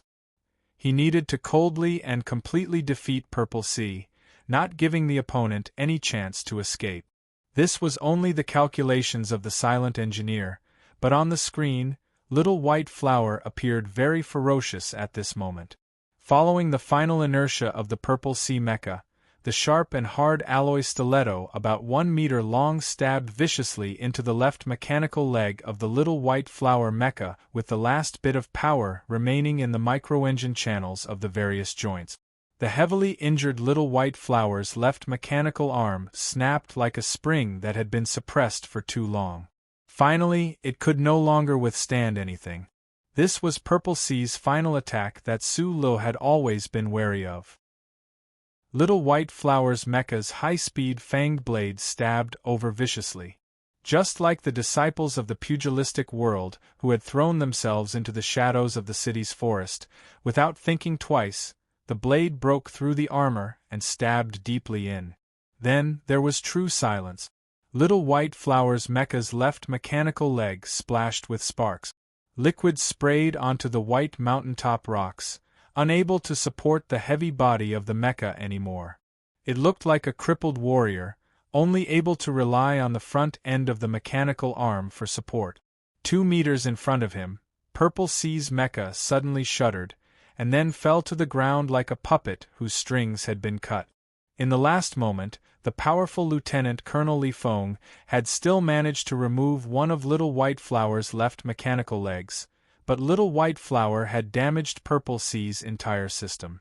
Right now, Purple Sea's dual-core engines had already exploded, and the power of the joint microengines had dissipated. It was already a dead object. Watching the other build a mecha that was as tall as a building, watching this mecha collapse, right under the smoke and dust of Cocky Peak. In the stuffy cockpit, Su Lu slowly pushed off his helmet. He breathed heavily and hurriedly, wiping away the blood at the corner of his mouth. Looking at Purple Sea's mecha that was like a pile of scrap metal not too far away, he knew that the opponent no longer had any combat power. Only then did he truly relax and not continue to pursue. A faint trace of excitement and frustration welled up in his heart, but Su Lu did not feel the slightest bit of pride.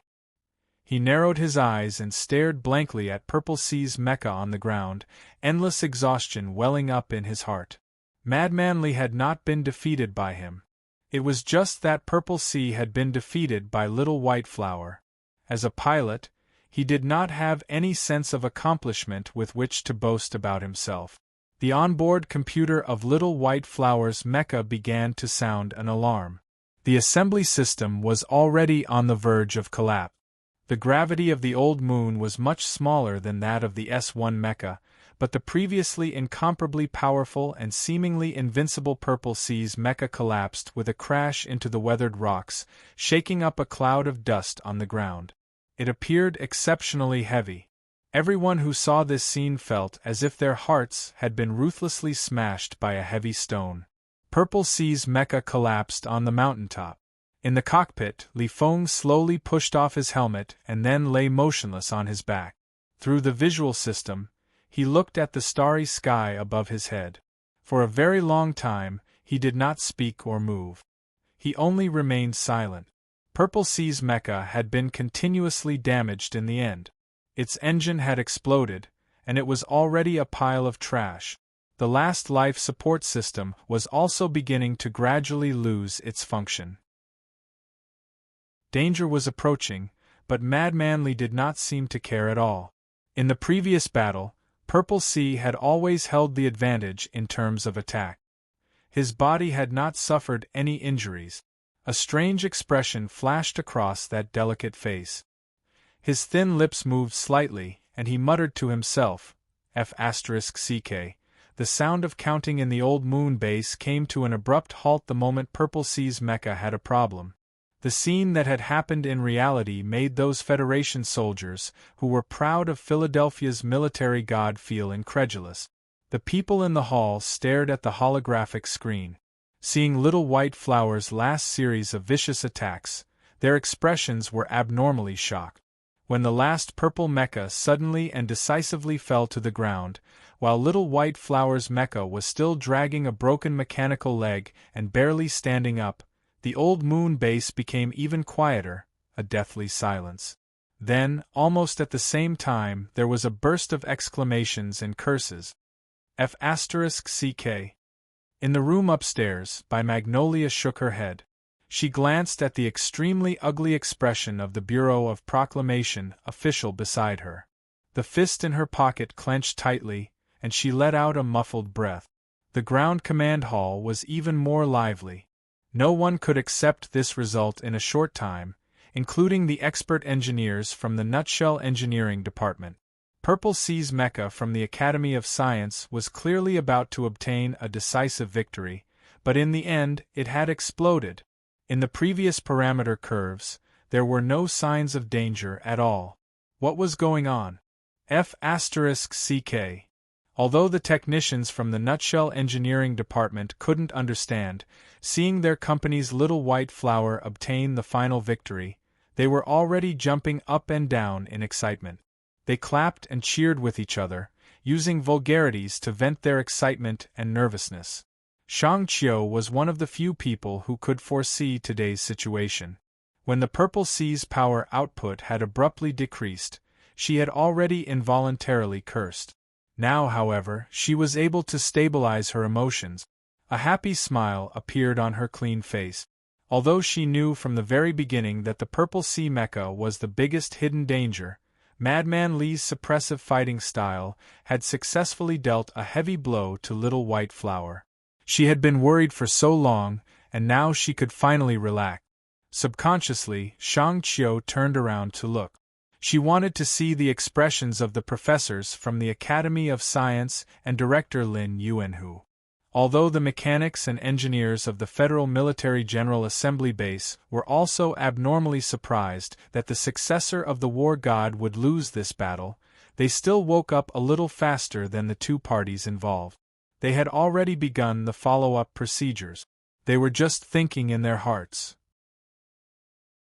The excellent performance of the Purple Sea mecha had actually been destroyed in the last second. What was the reason?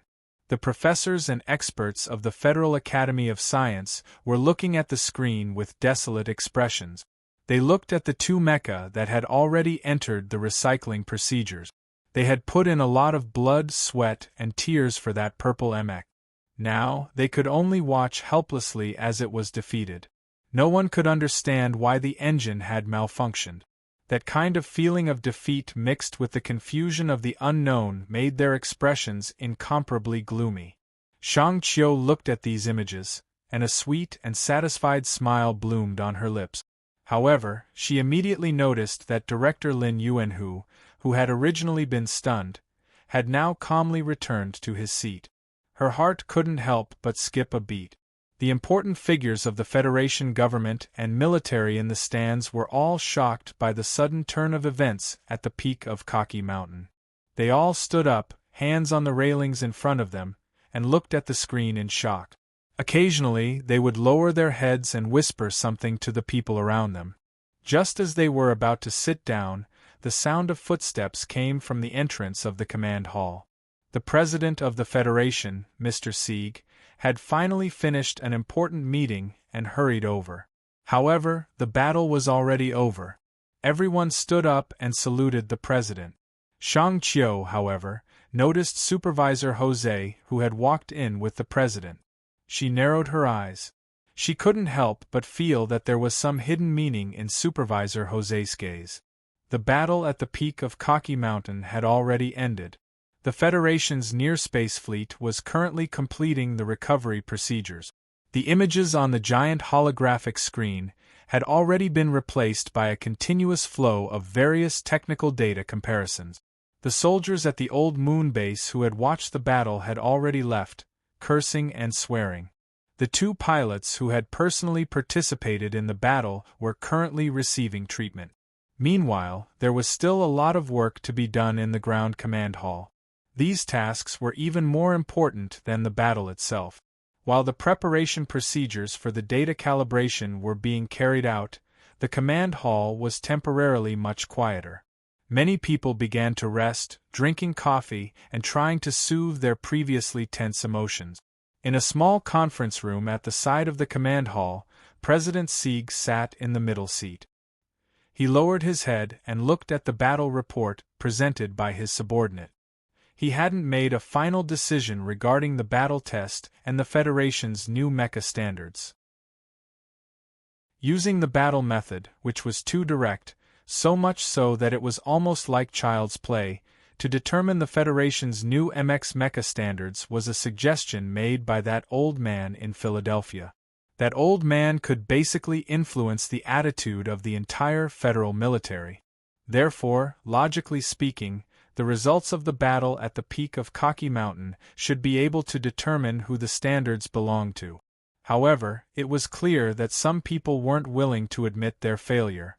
All the technical parameters show that the Purple Sea mecha developed by the Federal Academy of Science has an incomparable advantage in the aspect of nutshell. The National Security Advisor frowned. He knew that it wasn't a good choice for him to speak up first. However, the development of the situation was completely out of his expectations.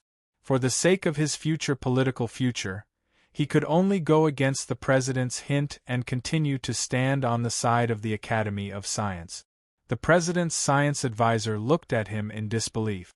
He didn't understand that the truth was right in front of him. The Purple Sea mecha had only entered overclocking mode for 2 minutes before exploding. How could the Federation use such a standard?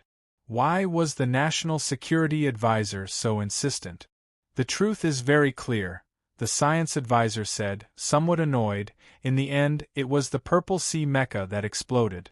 What else is there to say? The Federation's new mecha standards should, of course, use the nutshell standard. The National Security Advisor shook his head and said, "A new standard is not a small matter. How can it be decided with just one battle? It should be considered comprehensively. The Purple Sea's high performance is obviously more useful to the federal military." "You're being unreasonable." The science advisor couldn't be bothered to argue with this person about stability. He said directly, "Then what's the point of arranging this battle today?" President Sieg suddenly raised his head and glanced at Lin Yuanhu.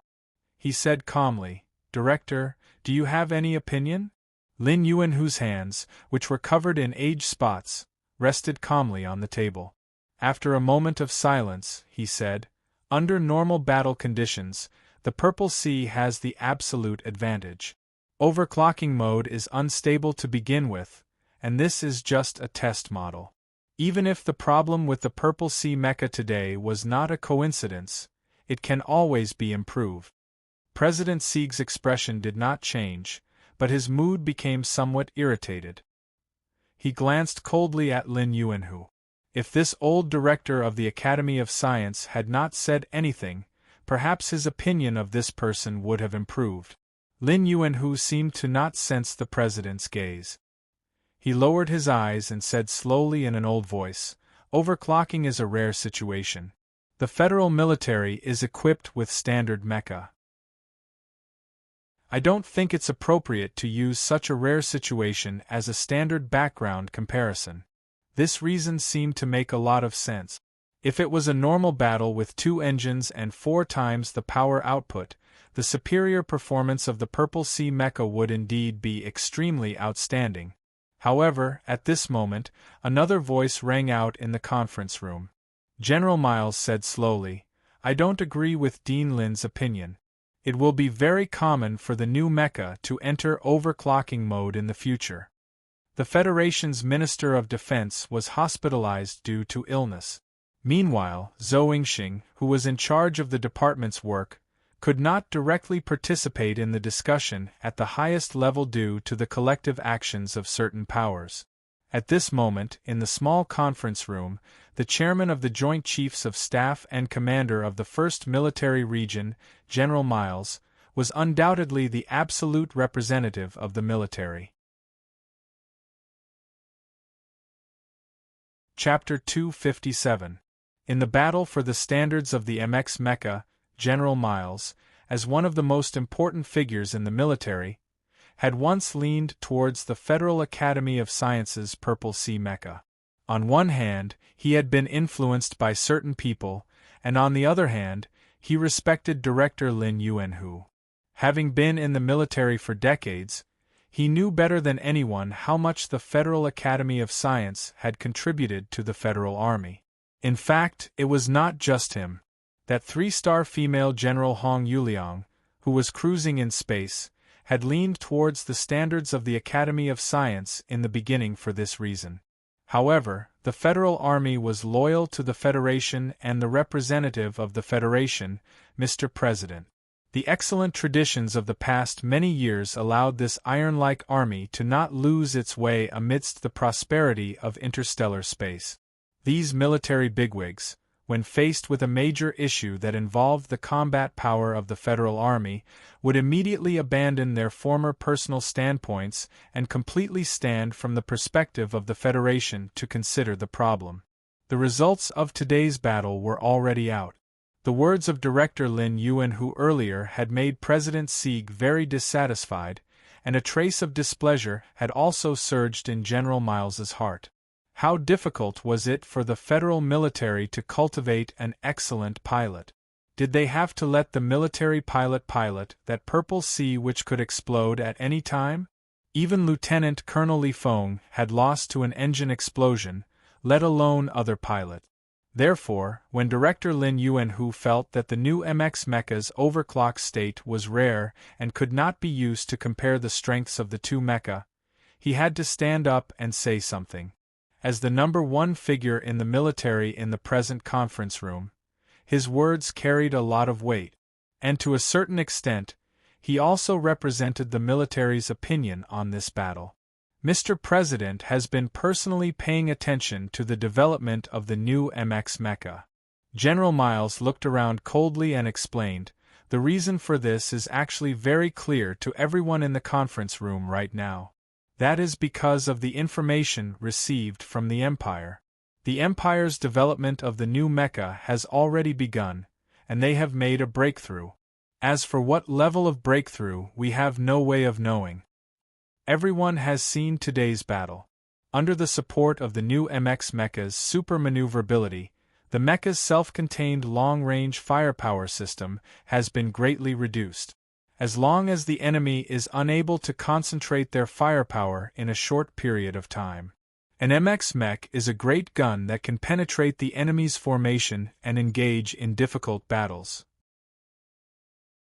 Whether it is the Federation or the Empire, if they want to prevent the enemy's new mecha from launching a surprise attack in a complicated environment and a low-intensity electronic surveillance battlefield, there is only one way to do so. General Miles solemnly extended a finger and said in a heavy tone, "Use a new mecha against a new mecha and it's close combat. I'm not used to underestimating the Federation's enemies. We can assume that the Empire's new mecha are similar to the Federation's MX in terms of performance, and that they were developed at about the same time.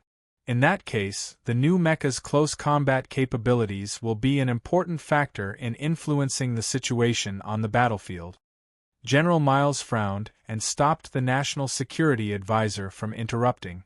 He continued, "We all know that overclocking combat is not a stable special state. In a normal battle, no pilot would be willing to enter this state. However, the problem is that the battle of the new mecha is close combat. If you want to kill the enemy and not be killed by the enemy, you can only enter the overclocking combat state. Overclocking is very dangerous. Those barbaric bastards in the Imperial Royal Mecha camp only have melodramatic thoughts of dying for a just cause. Would they be afraid of this kind of danger? Of course they wouldn't be afraid. Then what about us? Even if the pilots of the Federal Army are afraid, they can only not be afraid. Because if they are afraid, they will die. That's why I said that in future planetary surface battles, the new mecha's overclocking combat will be the norm." General Miles glanced at Director Lin Yuanhu and said slowly, "The stability of the mecha in the overclocking state is the most urgent requirement of the federal military. Performance is very important, but stability is even more important. The military has always followed this standard when purchasing. We will never let our own young people take this kind of risk." General Miles's speech was very brief, but the people in the conference room were all experienced people. They naturally understood what he meant. The battle between the Federation and the Empire would be a battle of the new mecha against the new mecha.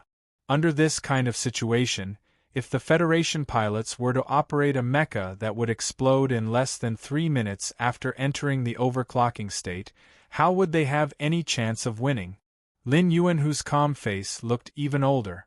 The emotions that he had forcefully suppressed earlier, because of the federal military's stance, began to wreak havoc in his withered body again. He subconsciously pressed lightly on the left side of his chest. After a long silence, he said, "The stability problem is not unsolvable. The problem can only be solved when the problem is discovered." With the excellent performance of the Purple Sea, if this problem can be solved, it will also give the outstanding young people of the Federation a greater advantage on the battlefield in the future. Listen to the technical report first. President Sieg rudely interrupted Lin Yuanhu's explanation. He did not give any face to this Federation academic leader and walked out of the conference room directly. Outside the conference room, the deputy director of the Office of the President's Residence, Breen, had been waiting. She took the document from the President's hand and glanced at it from the corner of her eyes. Then, she saw President Sieg nod inconspicuously. Breen trailed behind the crowd. She took out her encrypted phone and dialed a number. After a moment, she said softly, "Madam, Nutshell's performance is very good." None of the important people of the Federation who were walking toward the command hall noticed Breen's call.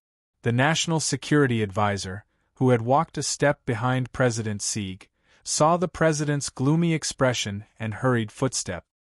He knew that what he had said in the conference room earlier was very inappropriate. Although President Sieg's term as president was about to end, the National Security Advisor did not want his personal relationship with him to be affected. He decided to explain something. Today, the one representing the Federal Academy of Sciences Purple Sea Mecha is Lieutenant Colonel Li Feng. He is the grandson of that old man in Philadelphia. The National Security Advisor lowered his voice and said, "I considered this point, which is why I felt that if we used Nutshell as the standard, it might be a bit inappropriate. What kind of person do you think Marshal Li is?"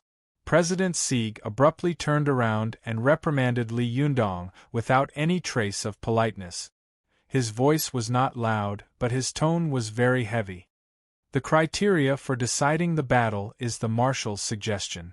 Don't treat Marshal Li as an ordinary person." The National Security Advisor frowned slightly and said softly, "But it is not easy for the Federation to establish a heroic figure." There was a lot of unsaid meaning in this sentence. President Sieg's expression was dark. He thought to himself that this teacher was really getting worse and worse. He was actually using that insensible Marshal of Philadelphia to pressure the current president. He said slowly, "You don't need to worry about this matter. I have already issued an order earlier. The details of this mecha battle will be kept completely secret. The Bureau of Proclamation will list it as a fifth-order incident. The auxiliary flying wing effect in a vacuum environment cannot be fully displayed, but when Kajishin's mecha is climbing, the auxiliary flying wing's jet engine is very efficient in adjusting the mecha's posture." On the platform in the command hall, the large holographic screen was replaying the previous battle. Complex data and functional diagrams flashed past the screen as evidence for argument. The Chief Technical Director of the Ministry of National Defense held a cursor in his hand and marked the contents of the holographic screen. His voice was transmitted through a microphone, echoing clearly in the center of the hall. The technicians of both sides were seriously checking the accuracy of the data. The technicians of the military were providing content for the director on the platform. The important figures of the Federation on the platform listened silently and seriously. The hall was silent. "Everyone, please pay attention to the CLK value and CLS value." The technical director used a cursor to point at the two curves on the holographic screen. Suppressing the excitement in his heart, he said as calmly as he could, The power output indicators of the two test mecha have already greatly surpassed the limits of current technology. The quadruple power output of the twin engines has been fully demonstrated. The new ADS adaptive suspension system has also performed very well in this test. According to the data just obtained, the adaptive suspension systems of the 2MX mecha should be able to last for another 200 minutes or more during the passive wear and tear period. The technical director of the base coughed lightly and looked seriously at the important figures on the platform. He knew that most of them, including President Sieg, would not be able to understand these technical jargon. He paused for a moment and then said with a smile, "Although the cause of the engine failure of mecha number 1 under overclocking has not yet been found, we can basically say that the Federation's revolutionary dual-engine mecha has been a success." It was a very normal sentence, but the command hall was filled with enthusiastic applause. The competition for the new MX mecha standard was just a game of chess between the internal forces of the Federation. However, today's results showed that no matter who won or lost, in this vast galaxy, the Federation as a whole had already run ahead of the Empire. As a citizen of the Federation, everyone would feel proud of this. The experts and professors of the Federal Academy of Science were also applauding, but their expressions were not as relaxed and excited as those of the Nutshell Engineering Department. The technical director of the base spent another 10 minutes to report all the data from today's battle test. Then, the Academy of Science in charge of mecha number 1 chose a representative to come up on stage and give a final summary. This was a professor who looked to be in his 40s or 50s.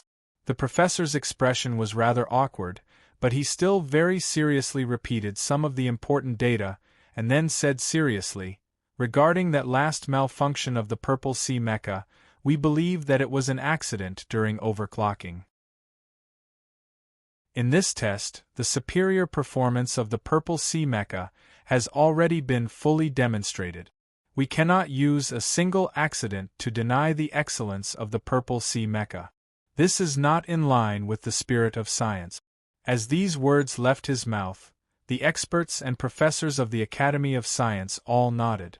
The federal military mechanics and engineers maintained their silence. Some of them recalled the terrifying performance of the Purple Sea mecha earlier and felt that these words made sense. If the Federation gave up just like this, it would be too much of a pity. However, the technicians of the Nutshell Engineering Department were not having it. They did not care at all how many high-ranking officials and generals were on stage. They even completely forgot about the existence of the president. They whistled and began to make a ruckus. The Academy of Science professor on stage, however, calmed down at this time. He pretended that he did not hear the heckling of the Nutshell Engineering Department and said with great sincerity, "If that failure can be resolved and the superior performance of the Purple Sea mecha is preserved, I believe that this is the best ending." That professor said a few more things, but Shang Qiu did not listen at all. She only lowered her head to process the data sent over by her subordinates, weighing in her mind what she was going to say on stage later. She thought about Su Lo, who was still above the old moon, and thought silently in her heart that this matter was not over yet.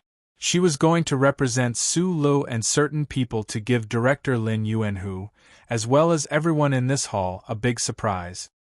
Don't care what they say. Supervisor Jose hurried over at this time and put his phone into his pocket. He smiled at Shang Qiu's side and said, "The matter has been settled. The president has already decided to use our standard. I am not surprised by this. The Academy of Sciences' electronic jet design has a problem. The stability of the dual engines under overclocking is something they have no way of solving at all." Shang Qiu raised her head and used her fingertips to push up the frame of her glasses on the bridge of her nose as she said this with a smile. Her smile gradually faded, because she found that Supervisor Jose's expression was rather serious. At this time, the command hall was in a state of chaos.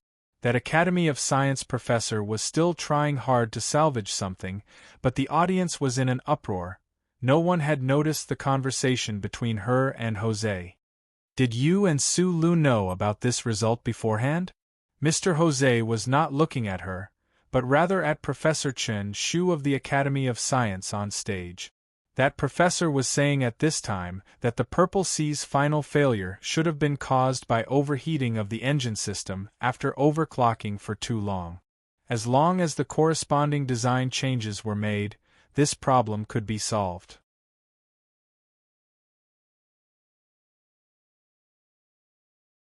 Chapter 258. Seeing the technical representative of Nutshell take the stage, the command hall immediately became much quieter than before. Then, another round of applause rang out. This time, the applause was softer, but it lasted longer. The technicians of Nutshell looked excitedly at the young technical director on the stage. They knew better than anyone what kind of decisive role this genius female PhD had played in the development of the MX mecha. Even the military generals on the viewing platform began to applaud, expressing their admiration for the technical prowess of the younger generation of the Federation. After the applause died down, Shang Qiu still did not speak. She flipped through the data gently, as if she had encountered an extremely difficult problem. After a long time, she took a deep breath and said slowly, "Just now, Professor Cui from the Academy of Science said that the two mecha almost broke down at the same time in the end. I would like to explain this problem first. The final collapse of Nutshell's little white flower mecha was due to the long period of external attacks. On this point, we have to admit that the pilot controlling the Purple Sea had great combat power. On the other hand, the collapse of the Purple Sea was due to an internal engine error. In future battles with the Empire, which one is more fatal is a very simple logical question." At this point, Shang Qiu paused for a moment. She habitually used the tips of her slender fingers to push up the frame of her glasses on her nose. Her nails were not painted with anything, looking very fresh and beautiful. She knew very well that Manager Jose's strict orders from below the stage were not false. This Federation actually did not welcome the things she had wanted to do at the beginning. When Su Lu had first released the news online, the President's office had already been enraged. They had wanted to beat the leader of the Federation's academic community down to the ground. Moreover, they had wanted to ruthlessly step on his old face. This had indeed touched the sensitive nerves of many important people and hurt many people's interests, even if these important people had initially stood on the opposite side of the Federal Academy of Science. However, this actually had nothing to do with the trust of the citizens towards the government that Jose had just mentioned. This was purely a matter of face for the Federation. The class that controlled this Federation did not want to show their ugly side in front of the ordinary citizens of the Federation. Even the citizens of the Federation probably did not want to know about Director Lin Yuanhu's moral problems. Once the beautiful image of a master idol was shattered, it would bring about mental pain. Thus, most people would rather not know the truth, only living in the lofty facade created by the newspapers and periodicals. Shang Qiu thought to himself in a self-deprecating manner. Wasn't he the same? Before Su Lu used data, calculations, and today's facts to convince her, how could she believe that Dean Lin Yuanhu would do those things? She was not going to say anything else, so she closed the calculations she had been preparing for a long time. Slowly raising her head, she said, "The Purple Sea mecha's performance is indeed excellent, but since it is a new military standard mecha, its stability is of course." Suddenly, she saw familiar faces on her right. They were her partners who had worked day and night with her for several years. Her partners all had puzzled expressions on their faces. They were probably wondering why Shang Qiu was so calm today. The other people in the command hall were not surprised. A young and beautiful female engineer was able to become a first-class technical supervisor of the Nutshell Engineering Department. There must be a lot of different things about her. The people of the federal military felt that this level of calmness was the quality of the engineer who designed the MX mecha. "I can't go on," Shang Qiu suddenly said with a frown. Shang Qiu suddenly frowned and said. Then she took off her glasses and threw them on the table. Looking at the people on the stage, she took a few deep breaths and said, "Because this is not what I wanted to say." Below the stage, Mr. Jose's expression darkened slightly. He had received a call earlier and found out about the final decision of the Madam, the Board of Directors, and Mr. President. That was why he had spoken to Shang Qiu earlier. However, at this moment, it seemed that Shang Qiu on the stage had lost control of her emotions. He was about to send someone else up when a voice rang out from the stand. "What did you originally want to say? Then say it." The people in the command hall turned to look and found that the speaker was President Sieg. Shang Qiu glanced at the president with some surprise, and then glanced at Dean Lin, not far from the president's side. She found that in these few hours, Dean Lin Yuanhu looked quite a few years older. She was silent for a long time. Her fingertips on the table suddenly brushed against the frame of her glasses. She paused slightly, as if waking up. Taking a deep breath, she flipped open the data book on the table and said in a clear voice, "Regarding today's MX Mecha combat test, I only want to say a few points. 1. The Nutshell Engineering Department 1. 2. Since 14 years ago, when the seniors of the Nutshell Engineering Department started the project, the design goal of the MX Mecha was close combat at high speed. The MX Mecha will definitely, and is currently, changing the way land combat is conducted in the future. Only new mecha can deal with new mecha, and overclocking combat will be very common. An MX that cannot support overclocking combat is not an MX at all. 3. The Purple Sea's final engine failure was not a problem of overheating, but a fatal flaw in the design. This design error cannot be fixed at all unless the assembly system is modified. At this time, a professor from the Academy of Science in the audience suddenly protested softly, "Since it can be modified, why say that it cannot be fixed?" Shang Qiu glanced at him and said word by word, "Because the Academy of Science's design started from a wrong parameter in the momentum measurable function model. In reality, after correcting this parameter, the assembly design that can be made will definitely lose a portion of its mobility. There is only one way to solve this problem. The Nutshell Engineering Department discovered this wrong parameter and corrected it, resulting in the current little white flower. If the Academy of Science can fix this error, the final mecha engine system they design will definitely be identical to the little white flower we designed. And now we already have the little white flower.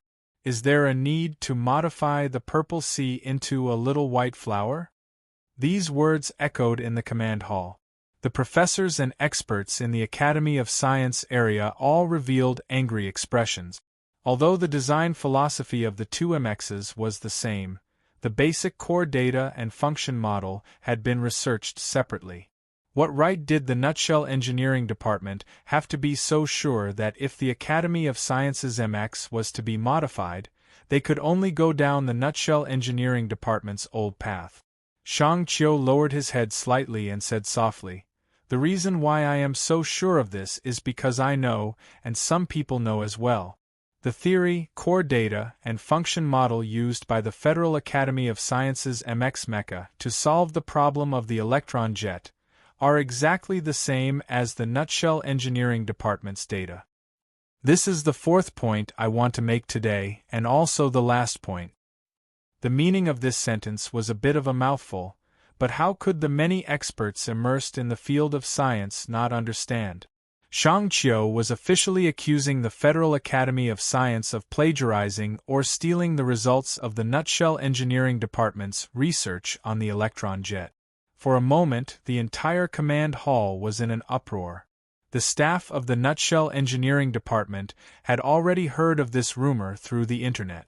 Although they did not understand why engineer Shang Qiu was so sure, they were not too surprised. However, the experts of the General Assembly Base and the Federal Academy of Science were also a bit angry. Plagiarism was without a doubt the most serious accusation in the academic world. The research and development of the MX mecha at the Federal Academy of Science had always been personally led by Dean Lin Yuanhu. How could these members of the Federation's academic community believe that the respected leader would do such a shameless thing? Shang Qiu raised his head and put on his glasses again. He did not look at the increasingly hunched body of the old man in the stands.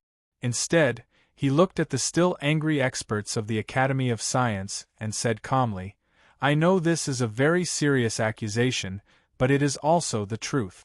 Because long before this battle, I and another technical supervisor of the engineering department had already calculated from the original data that the Purple Sea mecha, after entering the overclocked state, would not last more than 3 minutes." After saying this, Shang Qiu connected the data storage box in his hand to the instrument on the table. On the holographic screen in the command hall, a few complex structural design diagrams appeared, as well as a few important parameter deviations that did not involve confidentiality.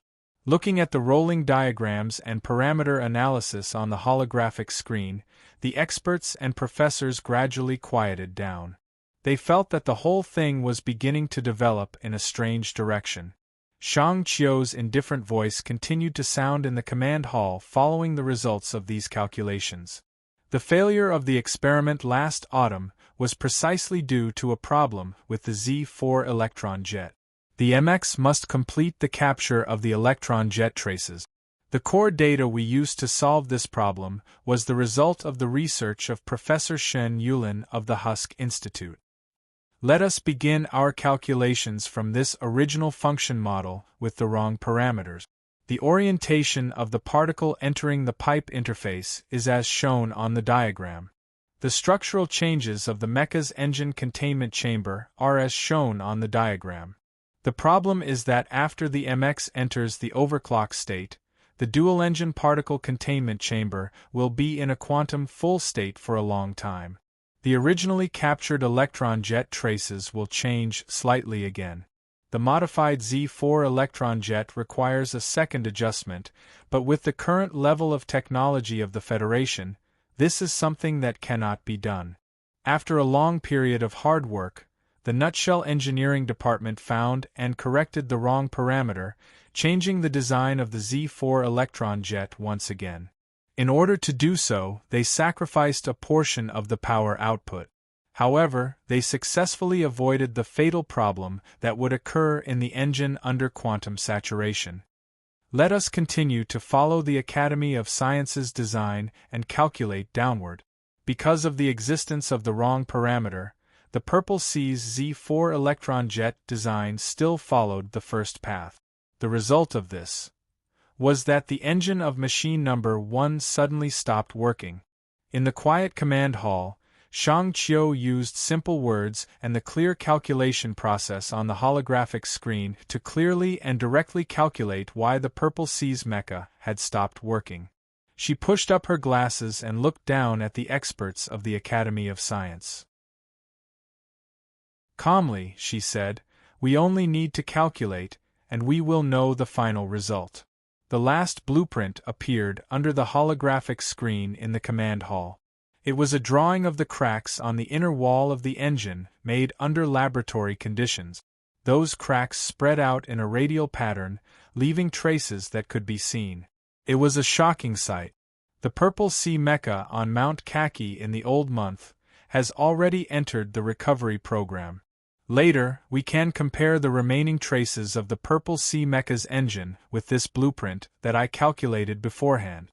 It will be very clear that the core data and functional model used by the Purple Sea mecha were all data that the Nutshell Engineering Department had long grasped. Below the stage, a professor from the Federal Academy of Science suddenly shouted, "What does this mean? This can't prove anything." Shang Qiu knew that this professor was the person in charge of the high-amplitude particle physics laboratory in the Federal Academy of Science and Technology. She frowned and replied, "If it wasn't for the Purple Sea explosion today, I indeed wouldn't have been able to prove anything. However, these radial patterns on the inner wall of the engine are enough to prove that your Academy of Science has done something. You have no evidence. The person in charge retorted angrily. It must be that the Nutshell Engineering Department stole the data of the Academy of Science beforehand and found this hidden danger, but he didn't say anything. Now, he is using it to shamelessly slander us. Shang Qiu guessed that the professor below the stage must have been involved in the theft of the data. Otherwise, he wouldn't be so angry. Even now, he still insisted on quibbling. She could no longer control her emotions and said angrily to the people below the stage, "Don't forget that Professor Xin Yulin's core data was electronically protected. There is a backup in the Federal Central Computer. If you were just using it as a reference, no one would have found anything, but you actually copied it completely. With the backup of the central computer and the traces on the inner wall of the engine, this is irrefutable evidence." The female engineer looked at the silent Academy of Science professors with disappointment. After a moment, she said softly and indifferently, "You people are like clumsy thieves. You copied the test papers of your deskmate, but in the end, you even copied the answers that we wrote wrong at the beginning. The Federation's academic community is controlled by a group of shameless and stupid people like you. What future can there be?" This analogy was very good and powerful. The Academy of Science was directly hit speechless and did not have the courage to make any more excuses. On the stage, Shang Qiu's face was full of disappointment. She took a few deep breaths before she suppressed the complicated emotions in her heart and prepared to leave the stage. However, at this moment, Dean Lin Yuanhu slowly stood up and asked, "Do you have anything else to ask?" Shang Qiu was silent for a long time. She then said, "The time of the Purple Sea engine failure that we calculated should be 3 minutes later, but in reality, it happened 37 seconds earlier." Lin Yuanhu's body looked particularly bleak in the stands. He nodded and replied, "I don't have much research on quantum dynamics. After getting Yulin's data, based on my years of knowledge and intuition, I always felt that there was a parameter in the function model. It always seemed a bit out of place and a bit unsightly when placed in the queue. The older a person is, the more timid they become. Not to mention, this is the microscopic domain that I am not good at. Therefore, I did not make any changes to this parameter. I only reminded my colleagues in the institute to add a high-sensitivity device to the Z4 electron jet. Once there was an abnormal situation in the engine reactor, it would react. The Purple Sea engine did fail, but it did not spread to the fuselage and cause a full-scale explosion. I am very comforted by this." Shang Qiu suddenly asked, "Is it an irreversible cooling reaction?" "Yes."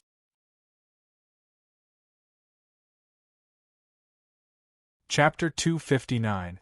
With the data backup from the Federal Central Computer in the basement of the Bureau of Proclamation, as well as the radial crack distribution on the inner wall of the engine calculated by the Nutshell Engineering Department beforehand, unless the Nutshell Engineering Department could predict the future, there was no other explanation other than the Academy of Science plagiarizing the Nutshell Engineering Department's data. The broken engine of the Purple Sea mecha far away in the old moon was no longer important, at least to the Academy of Science. If the burn flow traces on the engine were really the same as the image Shang Qiu had shown them, this kind of post-mortem investigation would be a humiliation they could not bear. When the young female engineer from the Nutshell Engineering Department mentioned this point, Dean Lin Yuanhu knew that there was no point in hiding the truth anymore. So he stood up somewhat tiredly and said a few words to the other party, indirectly admitting that the Academy of Science had plagiarized Professor Xin Yulin's core data. The old dean had already stood up at this time. He narrowed his somewhat cloudy eyes and looked at the female engineer on the stage. The age spots on his face were particularly clear. At this moment, he looked at the young woman and thought of Xin Yulin in the cemetery. He thought of Xin Yulin's last disciple in the old moon, that guy called Su Lu. Some time ago, Dean Lin Yuanhu had gone to the Milky Way cemetery to see Professor Shen's grave. After all, the two of them were once close friends. Although in their long lives, because of a certain despicable person, they had parted ways, Dean Lin Yuanhu bowed slightly in all directions and did not say a word.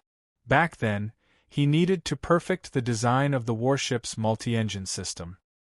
He needed the Academy of Sciences resources and a step forward, so he secretly copied and extended Professor Shen Yulin's M-series design. That was how he gained the glory and status of the past few decades. Decades had passed, and Shen Yulin was already dead.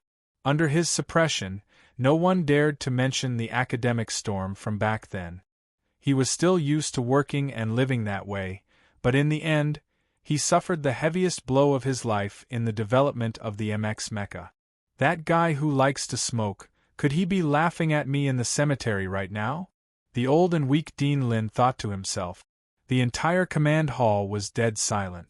At this time, no one dared to open their mouths because the truth that Shang Qiu had revealed was too shocking. The important figures of the Federation in the stands all looked towards the president, but all they saw was President Sieg's incomparably gloomy face. Shang Qiu looked at the thin figure of Dean Lin in the stands, and countless complex emotions welled up in her heart.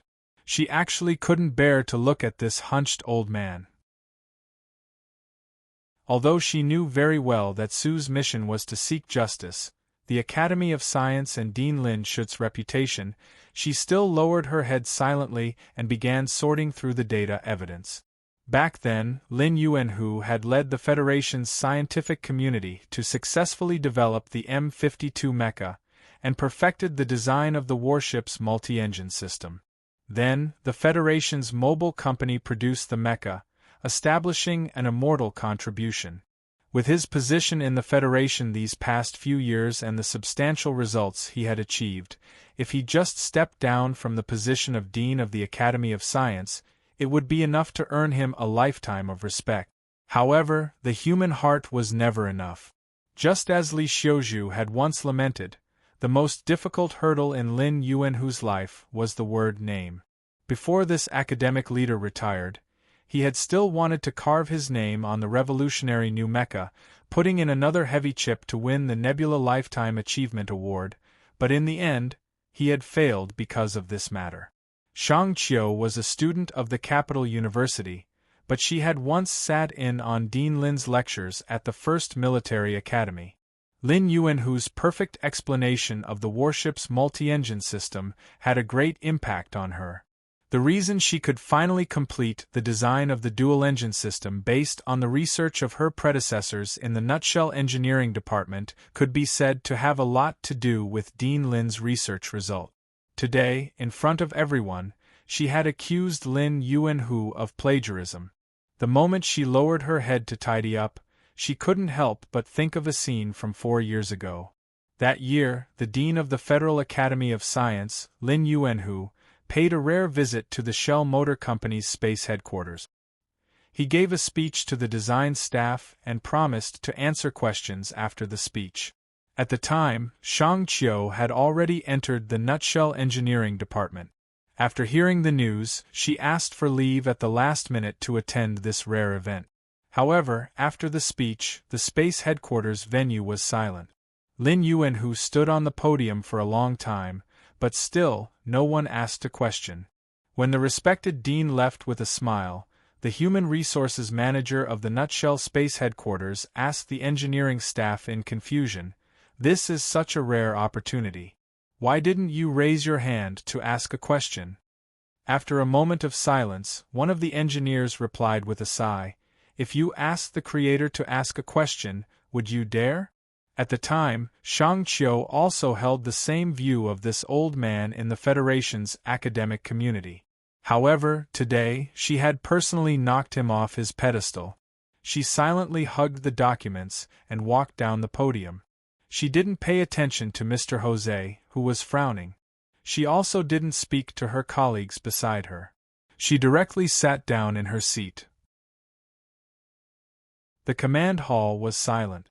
However, this silence was completely different from the silence in the venue that year.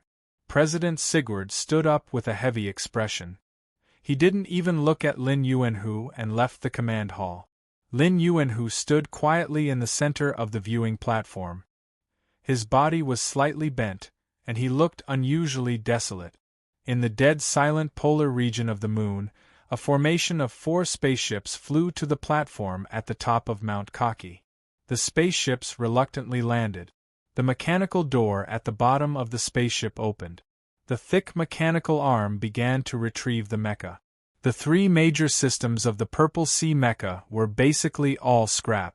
After the Purple Sea mecha fell, Little White Flower couldn't bear the strain of the mecha's body anymore. When the Federal military's battleship took off, the 2 mechas were like 2 piles of garbage.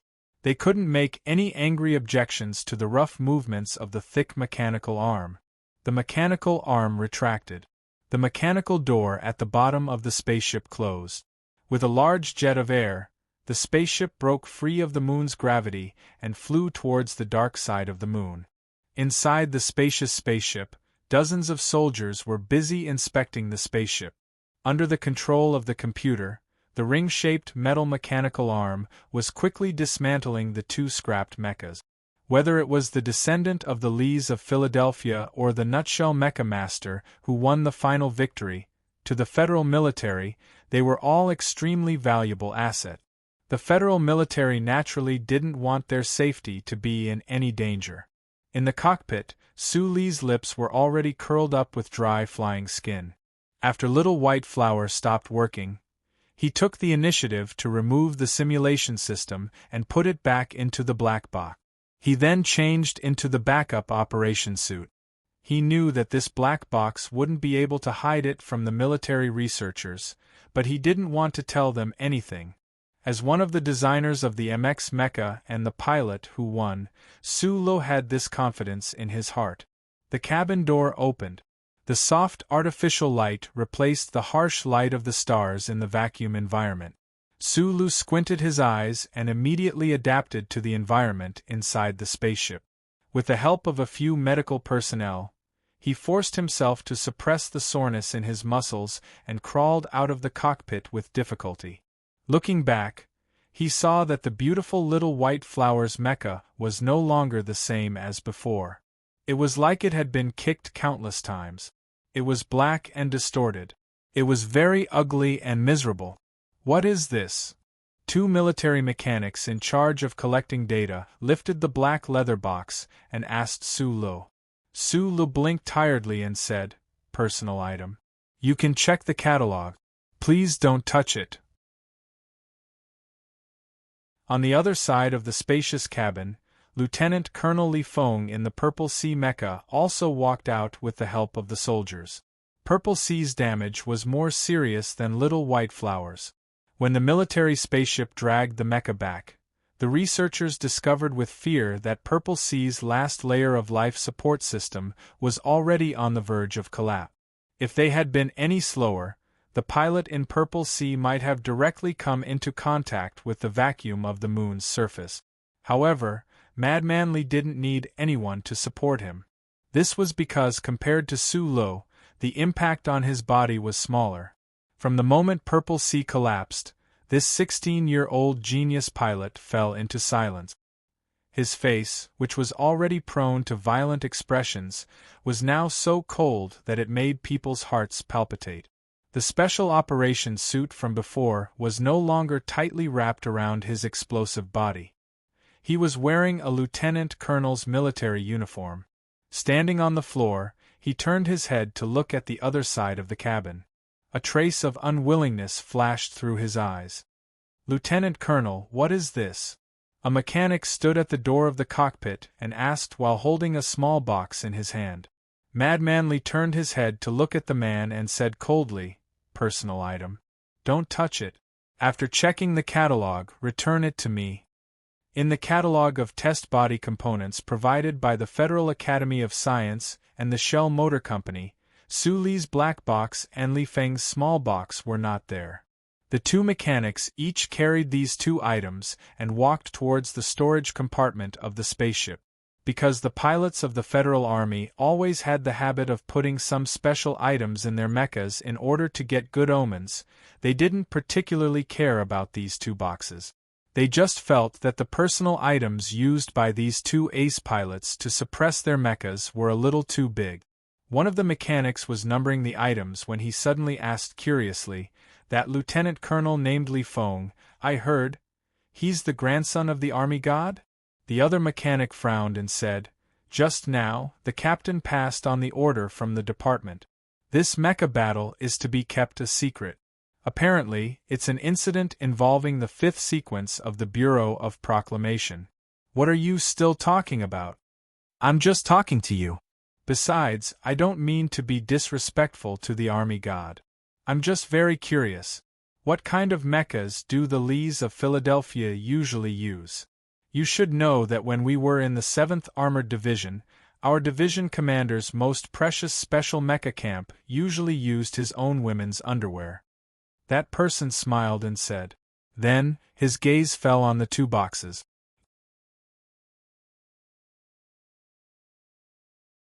Chapter 260. If these 2 mechanics really had the guts and ability to open these 2 boxes, perhaps they would be able to get close to one of the secrets of the Lees of Philadelphia that allowed them to roam the universe. However, it was unknown whether they were lucky or unlucky. The Federal Army's strict discipline and their respect for the 2 mechanics prevented them from trying to do such a thing. After going through the careful inspection of the medical equipment and medical personnel, and after a few more scans, Sulu was finally allowed to take a proper bath. However, even the bath process was under the supervision of a 2nd lieutenant. There were actually not many people who had personally witnessed the mecha battle today, but the Federation military spaceship in charge of the follow-up procedures had a general understanding of the situation. Although the military personnel on the spaceship were particularly strict in their monitoring, their eyes often revealed a respectful expression. After all, Sulu was a normal person. After washing away his tiredness with the hot water and relieving some of his soreness, he changed into a comfortable military uniform without epaulets. Looking at the eyes of the military personnel who followed him, he gradually began to enjoy the feeling of victory. He knew that Madman Lee was definitely going through the same procedures as him, but what puzzled him was that the spaceship seemed to have received some sort of order, and he was most likely being isolated. Perhaps this was the Federal military's standard procedure? Sulu thought for a while, then sat on the chair and looked at the scenery outside the window. He silently calculated the time in his heart, and then looked at the edge of the upper right side of the window. He confirmed that this spaceship was not flying towards the old moon base, but towards the dark side of the moon. "This place is closer to the fleet base," the 2nd lieutenant explained. Sulu nodded, recalling that there were several secret bases of the Federal fleet on the dark side of the moon. "Is there anything you need me to do?" the 2nd lieutenant asked politely. "Yes, when can my box be returned to me?" Sulu was very concerned about this. The standard follow-up procedures have been completed. After the higher-ups give the order, when you leave the old moon base, the box will be returned to you, the 2nd lieutenant replied with a smile. "Thank you." Sulu rubbed his stomach, then suddenly said self-deprecatingly, "Can you give me something to eat?" "Yes, the more the better." Yes, after experiencing such a thrilling mecha battle, in order to control the simulation system, the abundant burning energy in his body had not been completely depleted, but the common hunger in his stomach was surging up again. Under the 2nd lieutenant's incredulous gaze, Sulu ate 12 pieces of bread and drank 7 cups of protein milk before wiping his mouth in satisfaction. The hunger subsided slightly, and he had time to reflect on the previous battle, this thrilling victory, the explosion of the Purple Sea engine, and the storm that might follow. Outside the window was the desolate surface of the dark side of the moon. Black light energy conversion materials were scattered among the scattered mountains and lowlands in an irregular pattern. Sulu narrowed his eyes to look at the desolate scenery, and saw a circular base not far away. he knew that he had arrived at the secret base of the Federal fleet. To the citizens of the Federation, being able to go deep into the dark side of the old moon and see the rumored circular base of the Federal fleet was something worth bragging about. However, Sulu was not excited at all. He was thinking about other things, so he narrowed his eyes and remained motionless. Escaping from the foot of Mount Kaki to the peak, and then being suppressed by the terrifying attacks of the Purple Sea while in overclocking mode, Sulu had persevered for so long in such a passive situation. The ability that exceeded the limits of the human body had overdrawn his mental and physical strength. Sitting in the chair, he felt very tired, as if he was about to collapse. At this time, his thoughts were so complicated and chaotic. Looking at the rise and fall of the dark side of the old moon, he unknowingly fell asleep. In his dream, he thought of many things, many people, especially that righteous face of Senator Macklin, which was deeply engraved in his dream. In his dream, he only did not think of that dark dream. This was really a happy moment. The days in the Federal Fleet's circular base were very boring. After a few hours of rest, Sulu began to write his own battle test report on the standard form provided by the base. The Federation's first MX Mecha battle test had ended. The data of the Purple Sea and Little White Flower had already been compiled in the command hall. However, Sulu and Li Feng's direct reports were also very important. The first-hand experience of a pilot in a battle environment was very important for the Federal military's future work in training MX pilots. The old moon's standard time was 8 p.m. Only then did Sulu know why he had been sent to the Federal Fleet's circular base after the mecha battle ended. The Federal military had increased the confidentiality level of this mecha battle by 2 levels. Everyone who had participated in and watched this battle had to sign a confidentiality agreement. Moreover, these data agreements had been collected by the Bureau of Proclamation and dealt with according to the 5th level. He did not know what had happened in the command hall, but after a conversation with the chief officer of the circular base, he vaguely guessed that the Federal military probably did not want the news of the failure of the successor of the Lees of Philadelphia to spread. Perhaps this did not mean much now, but if the Federation and the Empire were to go to war in the future, the military would still need the name of the Lees of Philadelphia. As long as they did not admit that the Academy of Science had failed, Sulu made a call to S2 after obtaining permission from the chief officer. From Shang Qiu, he found out everything that had happened in the command hall after the battle ended. The Federal Academy of Science had already concluded that plagiarism had been committed. Sulu had done what he had wanted to do. Holding the receiver, he fell silent, but his right hand was gently clenched. If the board of directors has any problems, just tell them the truth. After all, I was the one who asked you to do this. From Shang Qiu's retelling, Sulu knew that the accusations made by the engineering department against Lin Yuanhu this time had angered many powers within the Federation. Even the upper management of the Nutshell Company was somewhat angry at Shang Qiu's disobedience. He could guess this possibility. After all, Lin Yuanhu had stood tall within the Federation for so many years, and who knew how many people's interests were involved with him. Technology was indeed power, or else Sulu and Shang Qiu would not have been able to make Lin Yuanhu lose face. However, reputation was even more powerful, so from the government to the Federation, no one wanted to see these 2 youngsters from the Nutshell Engineering Department do such a thing. After hanging up the encrypted phone call, Sulu was not worried about the situation. In other words, he did not care about the reputation or status that the Federation would give him. Instead, he felt a touch of disdain and anger. Even Shang Qiu did not know that the core data that the Federal Academy of Science had stolen from the laboratory had been tampered with by him. Using Shang Qiu's powerful and resonant example in the command hall, Sulu had deliberately written a wrong answer in advance before his deskmate had plagiarized. The Federation did not want Dean Lin to be involved in a plagiarism scandal, and neither did the Nutshell Company.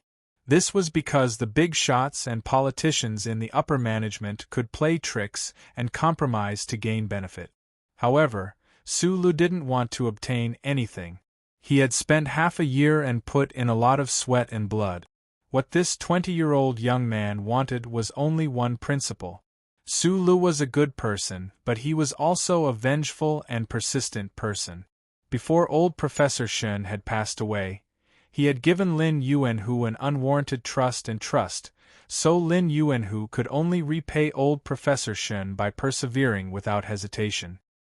He only wanted to write old Professor Shen's name on the MX Mecha, to write it in the glorious history of the Federation.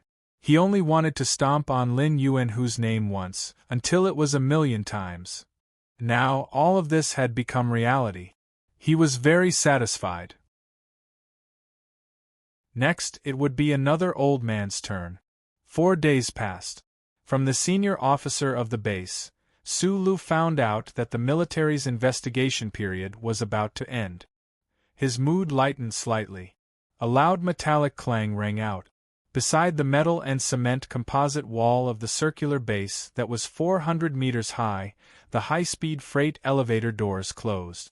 Sulu and the second lieutenant who had always been by his side were in this elevator, looking out. The light of the stars flashed across the surface of the moon, illuminating countless golden shadows on the uneven surface of the moon. Those black light energy materials and hidden protrusions under the surface were so shocking in this desolate stretch of space. The circular base of the Federal Fleet occupied a large area.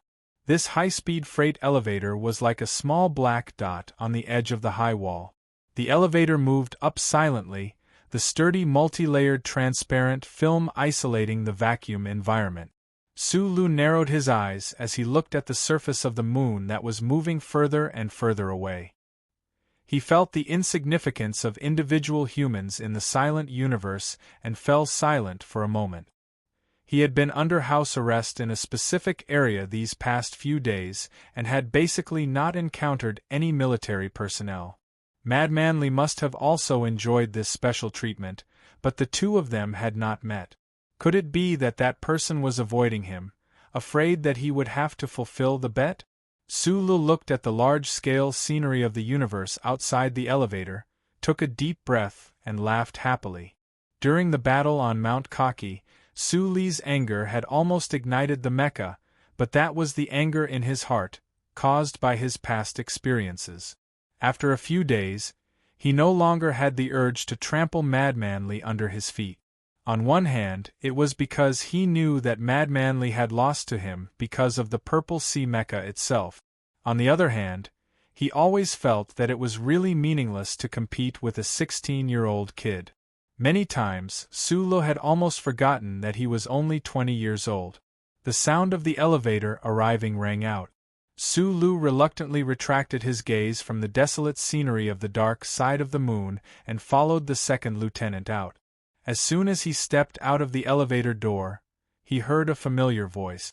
Because it was in the spacious corridor of the base, that person's voice was as cold and ruthless as usual, buzzing and soaring. Today was the day they would leave the circular base, head to the old moon base, and then return to planet S2. The corridor on the uppermost level of the circular base was hundreds of meters away from the surface of the moon. Standing at the edge of the transparent corridor always gave people a frightening feeling of being at the edge of a cliff. That voice was so cold and yet so loud, shaking the corridor slightly, and making the surrounding soldiers feel a little scared. Mad Manly was currently arguing with the officer stationed in the base with a dark face. To be precise, it was a one-sided reprimand. He was a lieutenant colonel, so there was naturally no problem in reprimanding a second lieutenant. However, that female second lieutenant with teary eyes had clearly never served such a difficult person before. Her small face was red and she could not say anything.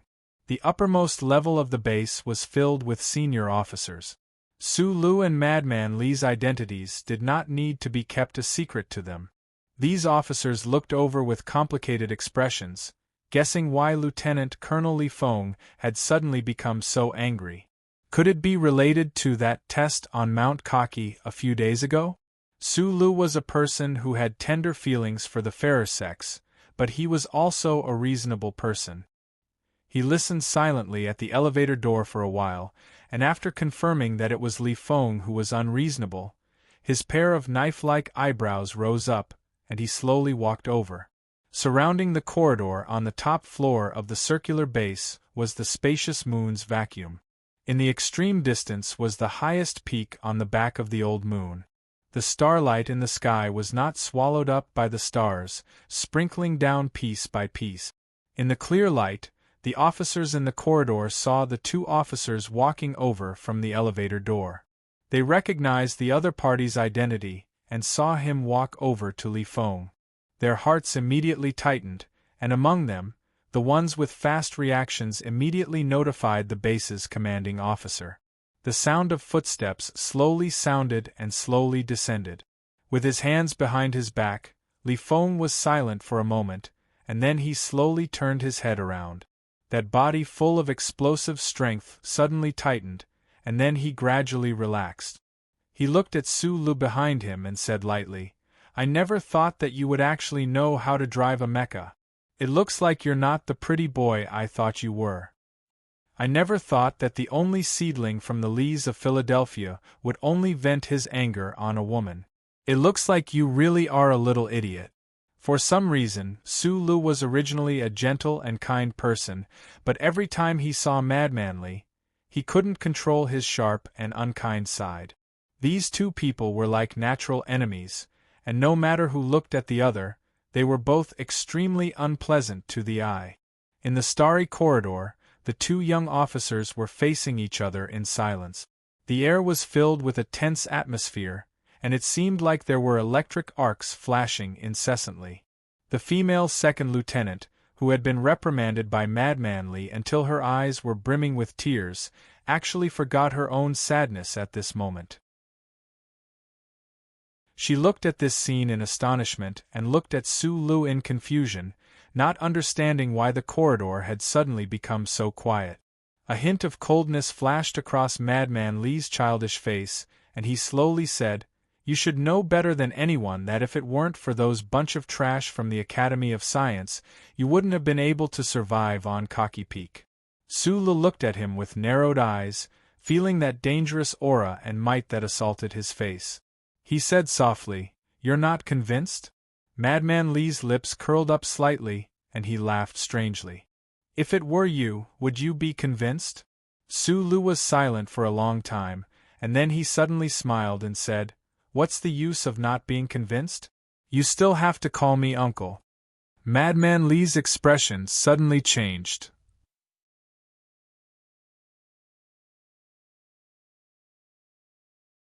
Chapter 261.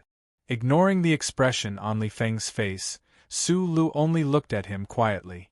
He narrowed his eyes as if he couldn't feel the anger and murderous intent in this young lieutenant colonel's heart. He just looked at him and waited for his reply. Right at this moment, Major General Schur, the commanding officer of the circular base, rushed over after receiving the news. He was the highest military officer in the entire base. Although Li Feng was born in a prestigious family and held a high position in the Federal Army, he still didn't dare to be too presumptuous in front of him. He lowered his head slightly and moved to one side. Major General Schur looked coldly at Su Lu and Li Feng. In his eyes, Li Feng was undoubtedly the most outstanding soldier. Although his personality was a bit too domineering, the Federal Army needed this kind of talent. Meanwhile, Su Lu, the pilot from Nutshell Company, had obtained the final victory at Ka Chi Fong and won his respect as a soldier. No matter who it was, he didn't want to be too harsh on them, but at this moment, he had no choice but to reprimand them. The conflict ended here, but it wasn't really over yet. At least before they left Old Moon Base, they still had to settle that bet. The military spaceship was already waiting at the highest platform of the circular base. Under the accompaniment of several soldiers, Su Lu and Li Feng boarded the spaceship and flew towards the old moon base. After a few hours of flight, the spaceship landed right in the middle of the large cluster of bubbles. The end of the tunnel was bright. This group of officers walked out of the underground tunnel. The busy people of the old moon base put down their work at the same time and looked over with a myriad of different emotions. The federal military and the Bureau of Proclamation had jointly issued a confidentiality order. The entire base of people who had witnessed the battle at Ka Chi Fong were forbidden from talking about the incident. However, just because they didn't say anything didn't mean they didn't want to. The officers of the old moon base looked at Li Feng and Su Lu walking in the middle of the crowd with mixed feelings. They all knew about the bet of this mecha battle, and wondered if the successor of the god of war was really going to lower his head to that skinny technical supervisor. When they reached the living area, the two sides had to separate. At this moment, Madman Li suddenly stopped. Su Lu also stopped his footsteps, turning his head to look at this young lieutenant colonel's tall and sturdy back, not saying a single word. Li Feng slowly turned around. After a long silence, he took a deep breath and said in a normal voice, "Uncle Su, I hope we can meet again in the future." Su Lu was slightly stunned, and then he smiled. His smile was particularly bright, and his eyes were like crescent moons. He said, "You have to call me uncle when we meet. I always thought that you would never want to see me again." The old moon base's main hall, which had always maintained a silent and suffocating atmosphere, could no longer control their complex emotions after hearing these two sentences. The officers were not whispering to each other, but sighing in disappointment and helplessness. The officers who sent them to the circular base of the fleet were also speechless. When he saw Zhou Yu, Su Lu knew that the military had done a very good job of keeping this test a secret. All the video recordings of the cocky peak had been sealed. Other than the few officers in the two bases, even the Shell Motor Company's technical team did not know who the pilot of the little white flower mecha was. Su Lu originally thought that the military wanted to keep this a secret because they wanted to protect the glory of Fei City's god of war, but he did not expect that it would also involve him. Thinking about it carefully, it was probably Lady Tai who had done some work. But why would Lady Tai do this? Su Lu frowned and thought for a long time, but he still could not figure it out. 3 days ago, the Shell Motor Company's technical team had withdrawn S1 from the core area of the base. The Shell Motor Company had specially left the CEO's spaceship behind to be responsible for bringing Su Lu back to the surface. This kind of treatment and honor proved that the victory of this new mecha battle was very important to the Shell Motor Company. The spaceship's cockpit was not very big, but because there were only 2 people sitting inside, it was much more spacious. Looking at the outline of the old moon behind him that was getting clearer and clearer, Su Lu thought about the thrilling experience of the past few days. He could not help but feel a little shaken. A small fry talking reason with the big shots of the Federation, and so happily at that. It was really a very satisfying thing, so much so that he did not want to think about the big trouble it might bring. After the waiter delivered the wine, he left. Zhou Yu held the glass of wine in his hand and gently tasted it. Then he smiled bitterly and said, "Now that I think about it, you were right when you replaced me that day. If the one in the little white flower mecha was me, maybe we would have lost before we even reached the peak of Cocky Peak." Zhou Yu had purposely stayed at the base to wait for him. Su Lu looked at the complicated expression on Zhou Yu's face and suddenly thought of the day when Bai Yulan was taken away by the Bureau of Proclamation. For excellent pilots like Zhou Yu and Bai Yulan, missing out on the first real battle of the new mecha was really a regret that could not be made up for in life. Zhou Yu seemed to have guessed what he was thinking. He finished the wine in his glass in one gulp and said with a smile, "It's a bit of a pity, but after watching the battle between you two, I don't feel too much about it." He looked at Su Lu and shook his head ruefully. "Last year at Yue University your mecha piloting skills were just SOSO. Only half a year has passed. You should know that the purple sea that Madmanly controls is really terrifying to the point of being unimaginable, but you still manage to hold on. I really don't understand. Maybe I'm just lucky? Sulu smiled and shrugged his shoulders. In reality, he knew best that he was able to hold on for so long at Cocky Peak because of the 10 stances that Uncle Fong had taught him. They seemed to be able to subtly counter the battle style of the Lees of Philadelphia. There was still a huge gap between his mecha piloting skills and that of Madmanly, but this sort of similarity and counter of styles played a huge role. Uncle Fong Yu was really a mysterious character. After the dust of the presidential election settled, it looked like he really would have to go to Philadelphia to find out more. But would he still be alive by then? Sulu narrowed his eyes and imitated Shi Qinghai's actions. He slowly sipped his wine, letting the wine flow over his tongue and evoke a spicy aftertaste. The heavy black leather case was right under his feet. According to Zhou Yu, Secretary Shen was already in contact with the Bureau of Proclamation. Sulu knew that the person in the Federation who had influence over the Bureau of Proclamation was probably that Lady Tai. He immediately relaxed and no longer worried about Bai Yulan. The Bureau of Proclamation building in the outskirts of the capital was actually not very tall and dignified. Instead, it was more like a normal research institute. That highway that only allowed entry and no exit connected this independent institute to the Federation. And deep underground, in the distant universe, there were countless invisible lines that bound it to every inch of the Federation's land, making it impossible to break away. The Bureau of Proclamation of the Federation. Many years ago, it was also known as the Royal Bureau of Proclamation. In reality, this most important organization of the Federation, no matter what name it was called, only followed the 700,000-word First Charter. Following that was loyalty to the former emperor or the current Federation government. Whether it was Mr. President, the Federation Management Committee, or the enormous bodies of the 7 great families hidden in the shadows, none of them could move the Bureau of Proclamation's staff at all. But they were still living people living in the Federation. Humans had to breathe and eat, and they had to interact with others. There were conflicts of interest, and naturally, things that went against the principles of the Charter would happen. This is the old man's investigation report.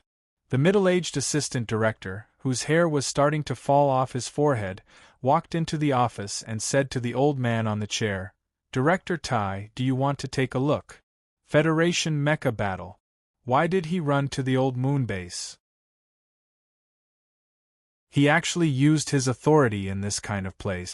How much money did the Li family give him for him to be so daring?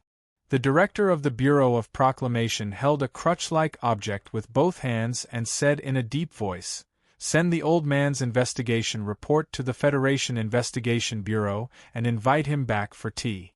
Also, release that mercenary while you're at it." The Federation Military Court didn't even try this case, so why should we meddle? Yes. The assistant director took the case file but didn't leave. He said with a serious expression, "Last night, the central computer automatically generated an analysis report. Only I can see the content inside for now. Because this is a serious matter, I didn't give the authority to start the investigation." The old director narrowed his eyes slightly. He didn't know why his successor, whom he had cultivated for more than 10 years, was so shocked by the analysis report of the central computer that he actually used such a public tone instead of calling him the old man. His slightly trembling right hand left the crutches and lightly pressed the button on the right side of the office desk. A holographic light screen flashed a few times and appeared in front of him. On the screen was the analysis report that the central computer had generated after sorting out the information on its own. It was requesting the authority to investigate. The old director narrowed his eyes and looked at it for a long time, but he didn't say anything. Although the Bureau of Proclamation was independent of the Federation, the Bureau of Proclamation's organizational structure and staff were part of the Federation government. The object of suspicion in the analysis report of the central computer was so strange that he couldn't immediately make a decision. This councilman is in the prime of his life right now. Also, the suspicious points in the analysis report are too vague. We can't confirm the suspicion either. How do we investigate? The old director sighed and said, if we let those old men in the management committee know that we are investigating him, they might use the crime of breaking the unity of the citizens of the Federation to cut our funding for next year. The assistant director shook his head and said, I also feel that there is a problem with this report. Logically speaking, the central computer will monitor election information, but it has never paid so much attention to a presidential candidate. He continued with a frown, this matter is a bit strange. After a long silence, the old director said, since it is the old man's report, we should investigate it. But I don't think we will find anything. Even if we can find out the problem with that councilman, it won't be of much use. The old man said with slight mockery, countless years ago, those useless ancestors of mine always said that a doctor can't be punished. Actually, the situation now is more or less the same. You should give the authority to the old man. Let him do what he wants. This old man, it seems he has been bored for too long. After nagging this sentence, the old director stood up shakily and walked out of the door. He was not holding a crutch in his hand, but a golf club. The Bureau of Proclamation would not allow the influence of the Federation to infiltrate.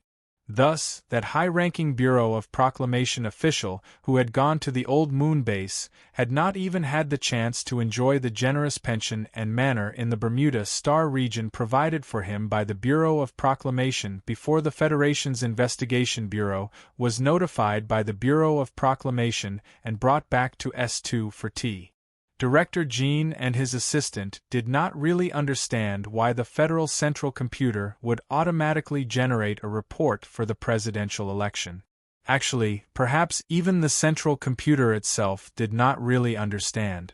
That crystallization of human wisdom that had been through the baptism of who knew how many years was just mechanically or chaotically following a fixed program, arranging the sequence, collecting information, sensing the first to contact the target, to confirm the target's safety, to confirm the target's command authority, and then, in the spaceship, Sulu woke up abruptly. He wiped away the cold sweat on his forehead and gulped down a few mouthfuls of ice water with some lingering fear. At this moment, the victory of the Mecha Standards competition, Lin Yuanhu's infamous reputation, Professor Shen's consolation, and Madman Li becoming his nephew. These exciting events did not make him feel happy at all. Just like on the spaceship on the back of the old moon, Sulu once again fell asleep during the journey. And once again, he dreamt. Once again, he kept thinking about Senator Macklin in his dream, but the final color of the dream turned into the most frightening black. In the black dream, that existence that called itself Old Thing appeared once again. This time, it did not actively contact him to confirm, but instead followed that reciprocating pathway and began to talk to him. Did he say something in the dream, or did he say something in his mind? Sulu gulped down large mouthfuls of ice water, a hint of fear flashing through his eyes. This time, he was really dreaming, unlike that time when he was awake in the laboratory. He could not recall the feelings in the dream. What one thinks in the day, one dreams at night.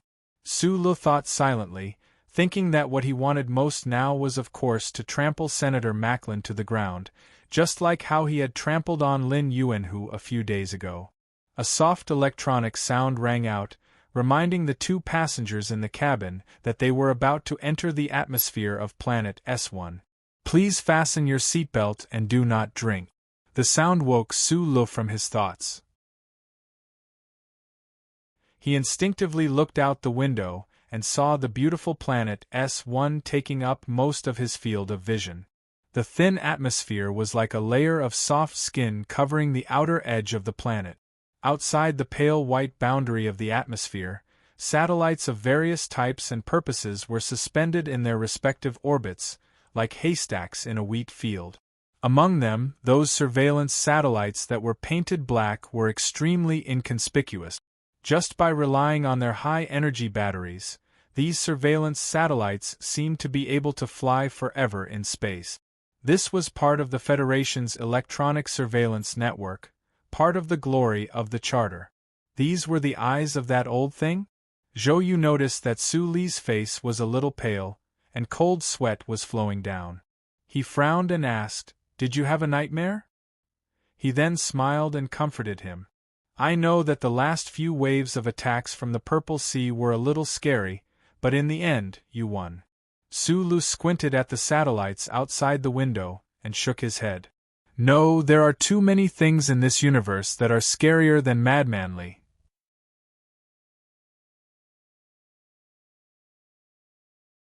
Chapter 262. There was no welcoming ceremony, no written commendation order, no news report, not even a single gathering. Su Lu returned to his apartment in the Wangdu district and sat alone on the sofa, eating his instant meal box and staring blankly at the news on TV. Only after several hours had passed did he finally shake off this somewhat absurd state of mind. No matter what the color of the dream was, since that dream kept happening, then it was really not a good choice to keep thinking about it, to the point where his face was pale, his body was thin, and in the end, he had coughed up blood and died. Su Lu used his own coarse nerves to temporarily forget that great existence, but he still could not get used to the silence of his apartment. Developing the MX mecha and participating in Ka Chifeng's mecha combat test, Su Lu had wanted to make Professor Shen's name belong to Professor Shen. He had wanted to give some big shot a slap in the face. He had wanted to indirectly strike a blow at the joint election of Governor Ross and Senator Macklin. However, he was still a young man after all.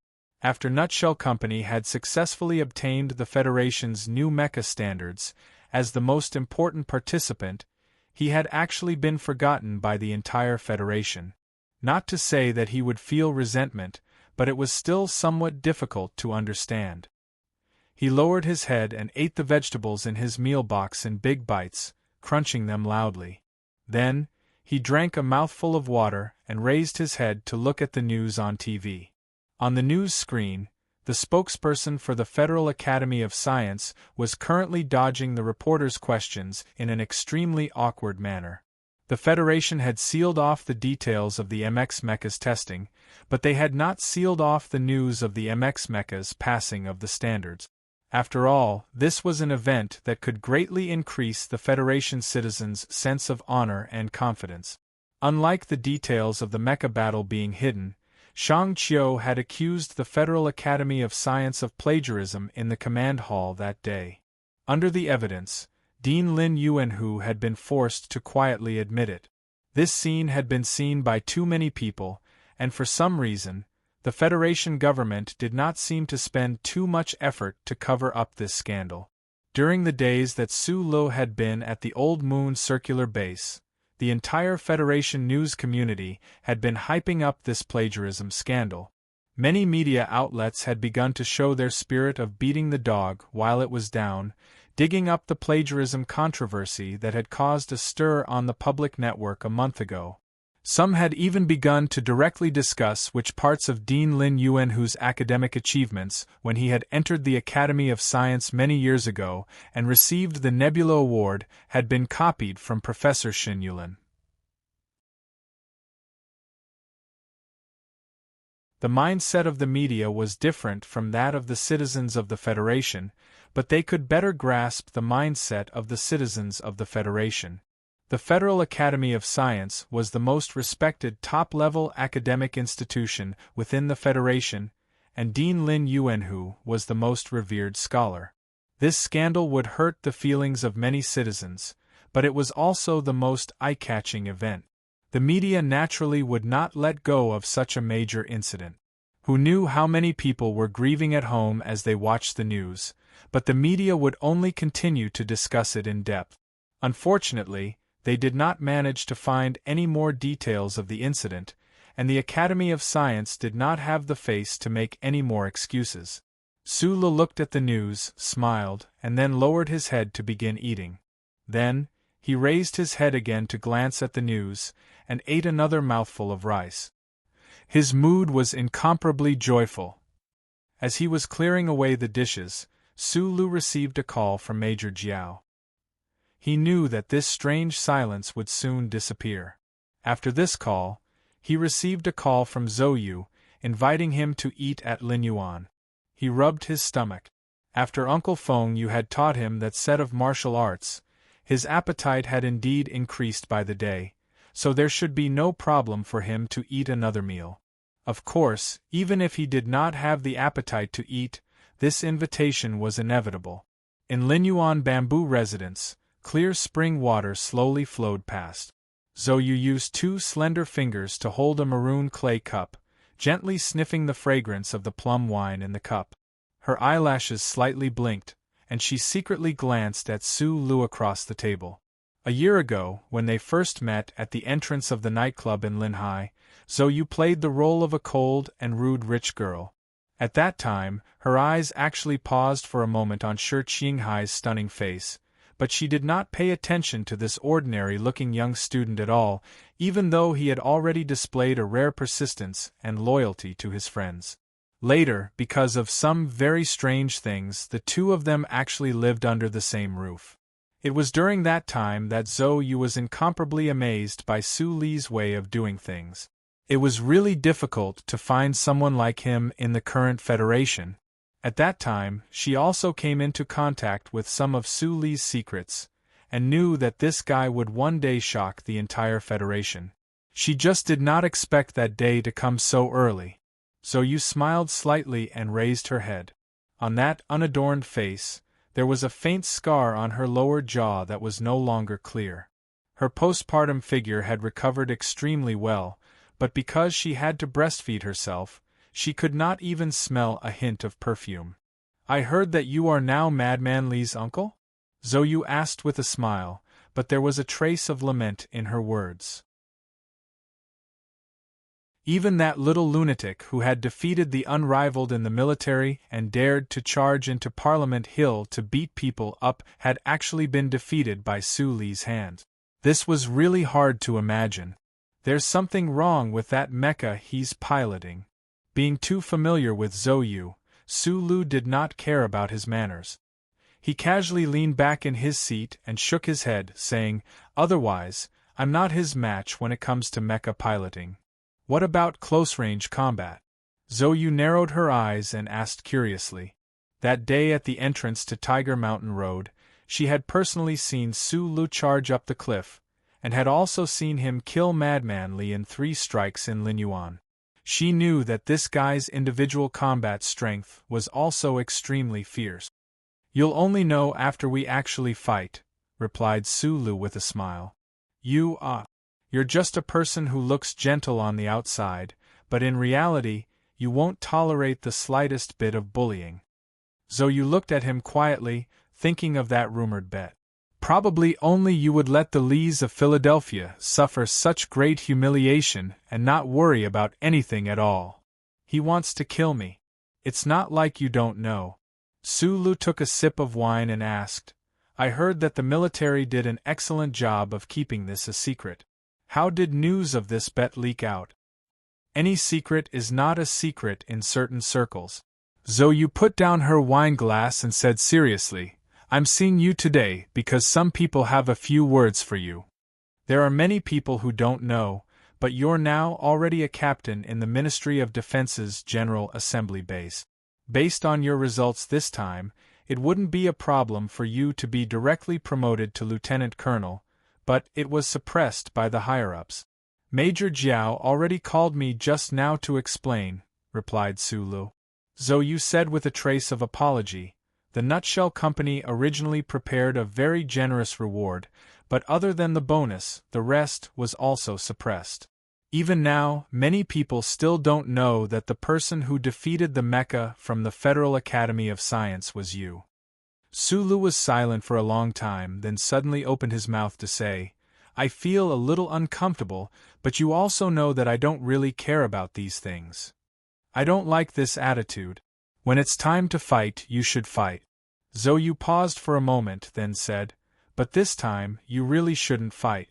This should be the madam's intention. Su Li's expression didn't show much surprise. He had heard Zhou Yu mention this once at the old moon base. After returning to S1, he had also thought about this problem in his apartment. Using the Federation government and the military to protect the reputation of the Lis of Philadelphia, while at the same time hiding himself as much as possible, the only person who had the ability to do this was that Lady Tai. However, he didn't know why Lady Tai did this. Su Lu thought of Shang Qiu. Could it be that the accusation of plagiarism in the command hall made the Tai family feel that he was too difficult to control? However, Lin Yuanhu's loss of power would be a great help to Senator Pabre's presidential campaign.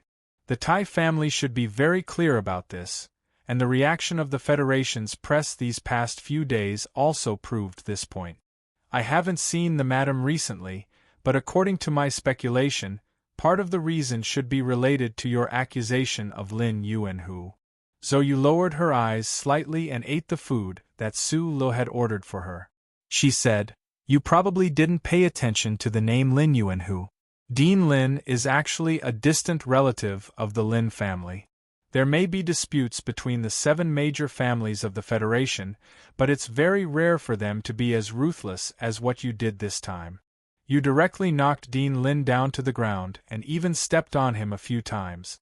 The madam might be a little unhappy with your behavior of acting on your own without asking for permission. Lin Yuanhu? Lin Banshan, Lin Dohai. Su Li's eyes narrowed. There were too many people with the surname Lin in the Federation. He really didn't think that Lin Yuanhu would be related to one of the 7 major families, the Lin family. He suddenly remembered that he was sitting in the middle of Lin Yuan. In this world, how could there be so many Lin Yuan? He lowered his head, laughed at himself, and said, ask for permission? The madam really does think of me as a member of her family. Isn't that so? Zhou Yu quickly retorted, bringing with her a bit of original aggressiveness. Su Lu had long since gotten used to her tone of voice. In the past year, Zhou Yu had always acted as his analyst, helping him analyze the situation and determine which way to go. Even as early as when the conflict of data in the laboratory had just occurred, she had pointed out that there was a presidential election behind this matter, which had been a great help to him. Of course not, Su Lu said after a moment of silence. Everyone is an independent person, isn't that right? People are people of society. Zhou Yu shook her head and reminded him, if you just want to muddle along for the rest of your life, you can still protect yourself. But if you want to rise up in the Federation and stick to your principles, you will only suffer a lot. Let's not talk about this anymore. Su Lu suddenly thought of something important and said seriously, 2 days after Lu Huo was born, I received a message from Shi Qinghai. That guy is secretly investigating Senator Macklin. I have already passed some important evidence to Shunli. After that, I couldn't contact him anymore, but I believe that he should be living quite well. Zhou Yu's thin eyebrows furrowed beautifully. After a long silence, she laughed softly and said, what can that hooligan find out?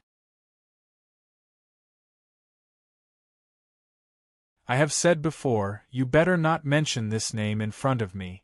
Little Lu Hua's parents were a very unfamiliar couple, but Su Lu kept telling Shi Qinghai's story in front of Zhou Yu. In Zhou Yu's heart, that Shi Qinghai's appearance gradually became clearer, and he didn't seem like a stranger.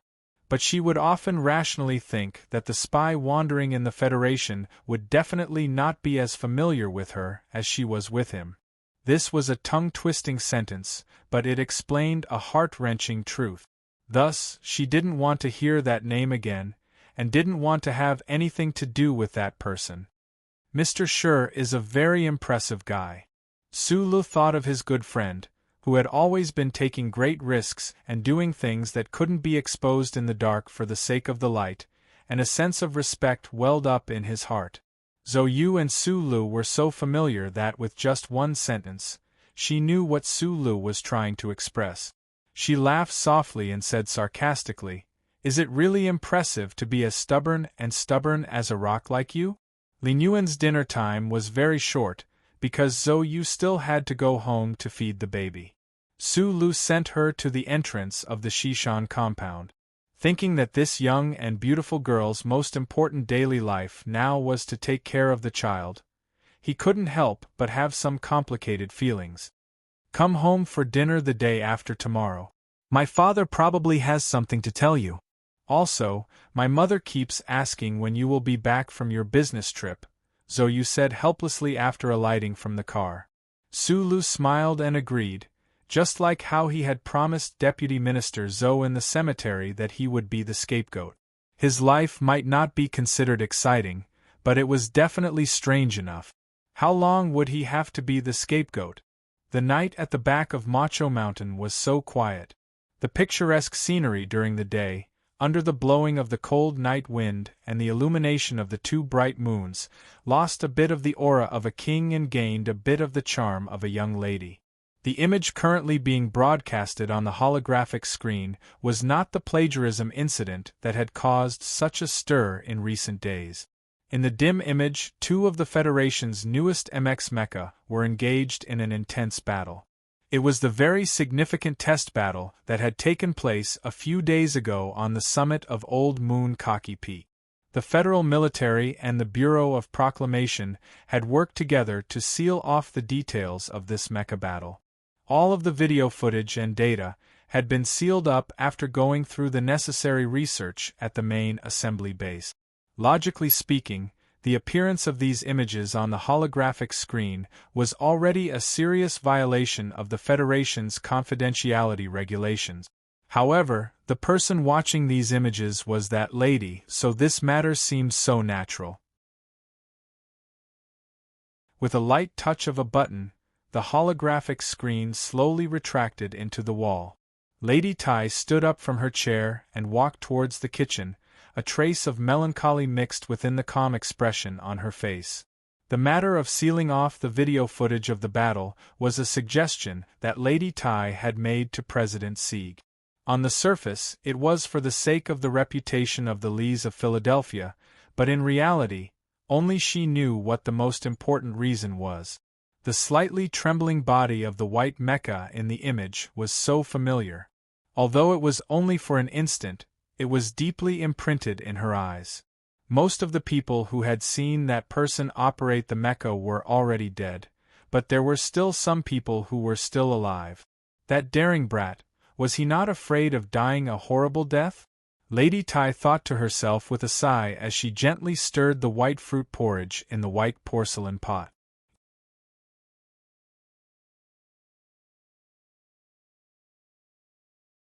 Chapter 263. There would always be many cliché stories repeated in a bar, especially when a woman like Shang Qiu, who had the ability to cause a commotion, passed by. However, Su Lu always thought that he was not qualified to compete with others for a woman's affection, so the heavens would not arrange such a cliché story for him. But just as he walked a few steps out of the booth, he saw Shang Qiu snatch a glass of wine from the bar beside her and splash it directly on someone's face. Su Lu was slightly shocked. He rushed to Shang Qiu's side and held her arm. It was slightly cold to the touch, and the back of his hand was tender and smooth. It was quite moving. "Are you okay?" He did not have time to see who was on the other side of the conflict. He lowered his head and asked Shang Qiu, "Did someone reach out to you?" "I'm not drunk." Shang Qiu frowned, but she did not know that she had buttoned the wrong button on her shirt. She waved her hand and said, "No one reached out. It's just that this guy said something about a young master wanting to treat me to a drink. His tone was very annoying." Su Lu was slightly stunned. He turned around and saw a middle-aged man wiping the wine off his face. Looking at the middle-aged man's attire, he should be a powerful figure in the Federation. However, he was only inviting her on behalf of someone else. He did not know who the person behind this was. He did not ask Shang Qiu how annoying that person's tone was because they were engineers in their bones and did not fit in with this society. Some people with power and money were used to looking down on others and using frivolity to represent their strength, but they could not get used to it. Of course, Sulu was not worried that he would not be able to clean up the mess later. Although his role in the development of MX was forcefully suppressed by the government, Shang Qiu and the Nutshell Engineering Department's contributions were already set in stone. From a certain perspective, Shang Qiu was now a hero of the Federation.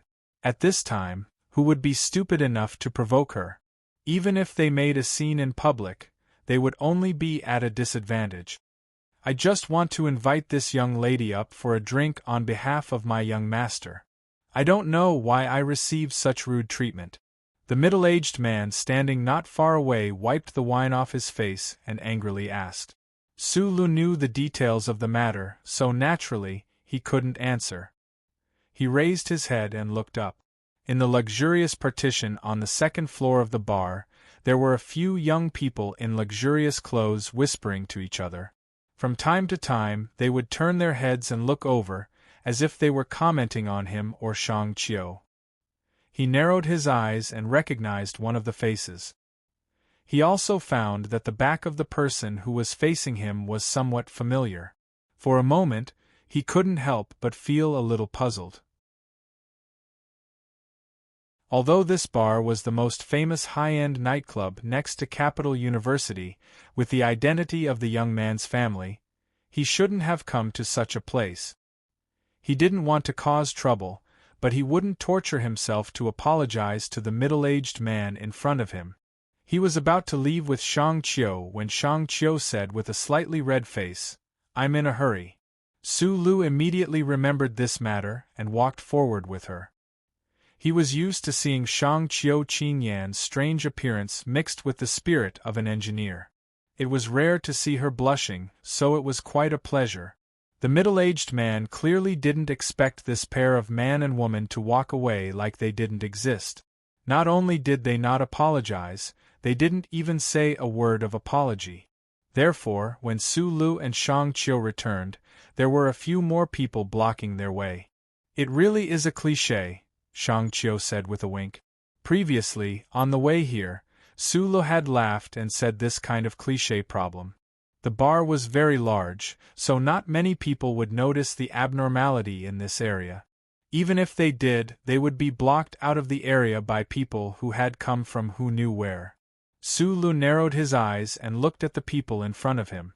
He wasn't surprised that the other party would bring so many people to drink. After all, they were the children of aristocratic families. It was rare for them to experience the hardships of the common people, so of course they would pay extra attention to safety. At this time, a very calm voice came from above the isolated quiet area. "It's fine if you don't drink, but it's really not good for you to act like a shrew when you're so pretty. You should at least apologize to my subordinate." Some people thought that because they were elegant and calm, they could act like they were hiding needles in cotton wool. However, they didn't know that these words were really asking for a beating. Sulu looked at the silently approaching Magnolia Bai. He heard Shang Qiu, who was beside him, shout directly to the upstairs, "This old lady wants to apologize to your mother." Shang Qiu was 24 years old this year. She worked in the underground of the Nutshell Engineering Department for many years, so she rarely saw the sun. Her snow-white skin, elegant face, and exaggerated figure were indeed very eye-catching. However, when she said the words "this old lady," it really revealed her character. As the technical director of the Nutshell Engineering Department, she was not as simple as a beauty. The young man upstairs couldn't sit still. His face darkened as he walked down the stairs. A quiet girl in the luxurious compartment looked at him with a trace of helplessness in her eyes. Sulu looked at the young man walking down the stairs. His expression didn't change. However, when he saw Li Xiaotong, who followed him downstairs, he couldn't help but feel that it was a small world. It turned out that the familiar figure upstairs was actually the seventh young master of the Li family. When Li Xiaotong saw Sulu, he couldn't help but be slightly startled. He immediately showed a bitter smile and said, Dohai, don't mess around. This is my friend. It was a rare scene for two of the second generation of the 7 great families to appear in this bar. The one who had asked his subordinates to invite Shang Qiu upstairs to drink was Lin Dohai. Lin Dohai's trip was originally to visit Lady Tai at the back mountain of Macho according to his family's wishes. However, he was coldly refused. He had to stay in the capital for a few days to see the situation. The Li and Lin families had been close in recent years. Li Qishao, who was in the capital, naturally had to do the reception work. However, Lin Dohai didn't want to go to those quiet clubs. He asked to come to the bar near the capital university. Lin Dohai made this choice because the quiet girl was studying at the capital university. He had invited Shang Qiu upstairs because he liked Shang Qiu's hot body. He wanted to vent his anger on the quiet girl. However, he didn't expect that the girl with the impressive figure seemed to have a strong background. Not only did she splash wine on his subordinates, but she was also called a friend by Li Qishao. After a moment of silence, Lin Dohai narrowed his eyes and looked at Su Li's face. He felt that it was somewhat familiar. Suddenly, he said coldly, "Li Qishao, I'll give you face and let them apologize." Li Xiaotong didn't answer. He just stood quietly to the side. After a while, Lin Dohai found that there was only silence. He looked back in surprise. He thought, "You're not the legitimate successor of the Li family. You were quite close to me before. I've already given you enough face. What else do you want? Li Qishao, I'll give you face and let them get out of the way. This matter will be over." In the silence, Su Lu suddenly said. However, even he felt that these words were somewhat awkward. Li Xiaotong's words were very pleasing to his ears. His usually gloomy face suddenly looked like a flower in the snow that had been washed by water. He smiled very gently and replied, "That's great. This bar belongs to one of my subordinate. I'll ask him to send you 2 bottles of good wine later." When the people on the stairs came down, Shang Qiu knew that the situation today was a little different. She had seen some children of rich families in the Federation, but she could clearly feel that the 2 young people on the other side today were obviously a level higher than those people. Whether it was the words or the information revealed in their actions, it all proved this point. So she fell silent. She wanted to see how Su Lu would handle this matter. But after this simple exchange, not only was Shang Qiu stunned, but Lin Dohai and his subordinates were also stunned. Lin Dohai said that he was giving face to Li Xiaotong, and Su Lu also said that he was giving face to Li Xiaotong. In truth, Li Xiaotong's last words were giving face to Su Lu. When had the descendants of the 7 great clans ever been so disrespected? Lin Dohai's face was so gloomy that it seemed like it would condense into ice. He coldly said, "Since that's the case, Li Xiaotong, don't blame me for not giving you face. That's too awkward. Face is earned by oneself, not given by others." Su Lu narrowed his eyes and expressed his opinion. He didn't pay attention to Lin Dohai, only looking at Uncle Kong behind him, who seemed to be facing a great enemy. He asked, "How have you been recently?" Kong Wu naturally wouldn't answer. His eyes had long since been fixed on the delicate man behind Su Lu. He didn't know when this man had slipped over, but he was even more aware of the terrifying strength of these 2 young people in front of him. If a conflict were to break out at this time, he simply wouldn't be able to protect his young master. So he walked over to Lin Dohai and whispered a few words. Lin Dohai's expression slightly changed. Only now did he recall that wine party in Gangdu. Associating it with the scene of that day, an unprecedented anger welled up in his heart. But this was, after all, Li Xiaotong's territory. Since the other party had already spoken and he didn't want to shed all pretense of cordiality, he could only wait until after the matter was over. Su Lu said to Li Xiaotong, "Where's Brother Xing?" Li Xiaotong smiled bitterly. "I'll tell you in 2 days." Watching the man and woman leave, Lin Dohai was silent for a long time at the top of the stairs. He turned his head to look coldly at Li Xiaotong and said, Don't you have anything to say? Li Xiaotong glanced at him indifferently. He didn't need to explain anything, but he knew that this person had remembered Su Lu. In order to help Su Lu reduce some of the trouble, he opened his mouth and said, "He is Su Lu." Su Lu. Lin Dohai repeated this name silently in his heart, thinking that he understood Li Xiaotong's fear. The inside story of the mecha battle had been sealed, but it couldn't stop existences like the 7 great families from finding out the details. In his impression, this was an even crazier fellow who had forced Madmanly to call him uncle. Li Xiaotong ignored him and walked up the stairs, a cold smile on his lips. He thought to himself, the girl you wanted to force up to drink with is probably Shang Qiu from Nutshell. Even your family's Dean Lin was flipped over by this woman, so what do you count for? Lin Dohai stood where he was, unmoving. With the mention of Su Li's name, he thought of many things, including the commotion caused by the mecha battle a few days ago. The double humiliation made it impossible for him to stay in this bar any longer. Especially when he thought of that quiet girl who had been watching this scene from upstairs, he felt even more furious.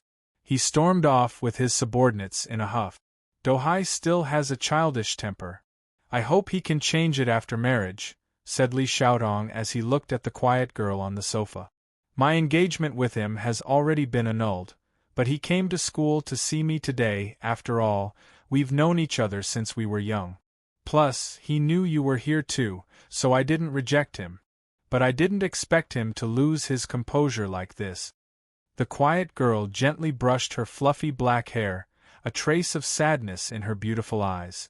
It was Nan Xiangmei. Annulled? When did this happen?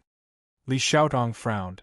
The annulment of the marriage alliance between the Lin family and the Nan family was naturally a big deal. Why hadn't there been any news about it? Nan Xiangmei didn't want to explain these personal matters, and it was even more inconvenient to say that Lin Banshan had boarded the train in the middle of the night. After all, this wasn't a glorious story for the two families. She gently blinked her eyes and suddenly asked curiously, "The person downstairs was Su Lu, right? Are you familiar with him?" "You know Su Lu?" Li Xiaotong was surprised again. He felt that Su Lu was a person he couldn't see through. How could an ordinary Federation citizen seem to know people from the 7 great families? Nan Xiangmei sat quietly and said softly, "I guess you can say that." Then she nodded vigorously, as if she wanted to use this cute action to express her confirmation of this matter. "I met him on the train." Nan Xiangmei smiled, revealing her pearly white teeth. She wasn't familiar with Li Xiaotong, but she found that he seemed to know that person. "He's an engineer from Nutshell. How do you know him?" Li Xiaotong's hand that was holding the wine glass slightly stiffened. He thought of the racing in the suburbs of Wangdu, and the knife light in the ivy garden. He couldn't help but laugh at himself and said softly, "He's the biggest investment I've made in my life, and from the looks of it, it should be a steady profit." Li Xiaotong and Su Li's private dealings couldn't be hidden from the eagle-like eyes of the family elders. Li Xiaotong subdued the master invited by the family, Brother Zeng, but now Brother Zeng was transferred away. This should be a warning from the family to him. However, 7th young Master Li wasn't worried about this. Su Lu, whom he invested in, had begun to stand out in the Federation and shine. A firm calculator was a businessman. He would never place all his resources on one planet, and he would never place all his chips on one side of the planet. Just like a hedge fund, Li Xiaotong had invested in Su Lu a long time ago. After the battle with Ka Qifeng, this vision was bound to be praised by the family, although Su Lu had an extremely bad impact on the family's affairs. Nan Xiangmei looked at him who was lost in thought. She gathered her courage and asked softly with a slightly red face, "Can you tell me his contact information?" Li Xiaotong, who had always been calm and even gloomy, was dumbfounded when he heard this request. "Didn't you say you knew each other? It turned out that you just met by chance, but now you want Su Li's contact information?" Although Li Xiaotong now considered himself and Su Lua's friends, he still felt that life was unfair. A guy who used to be a soldier made Zhou Yu, whom he and Madman Li both liked, pregnant, and now seduced the daughter of the Nan family, who had the strictest upbringing among the 7 families. How could he summon the courage to chase after her? You're tuning in to the Phoenix Nights YouTube channel. Don't forget to subscribe and join us on this journey to catch the most captivating stories.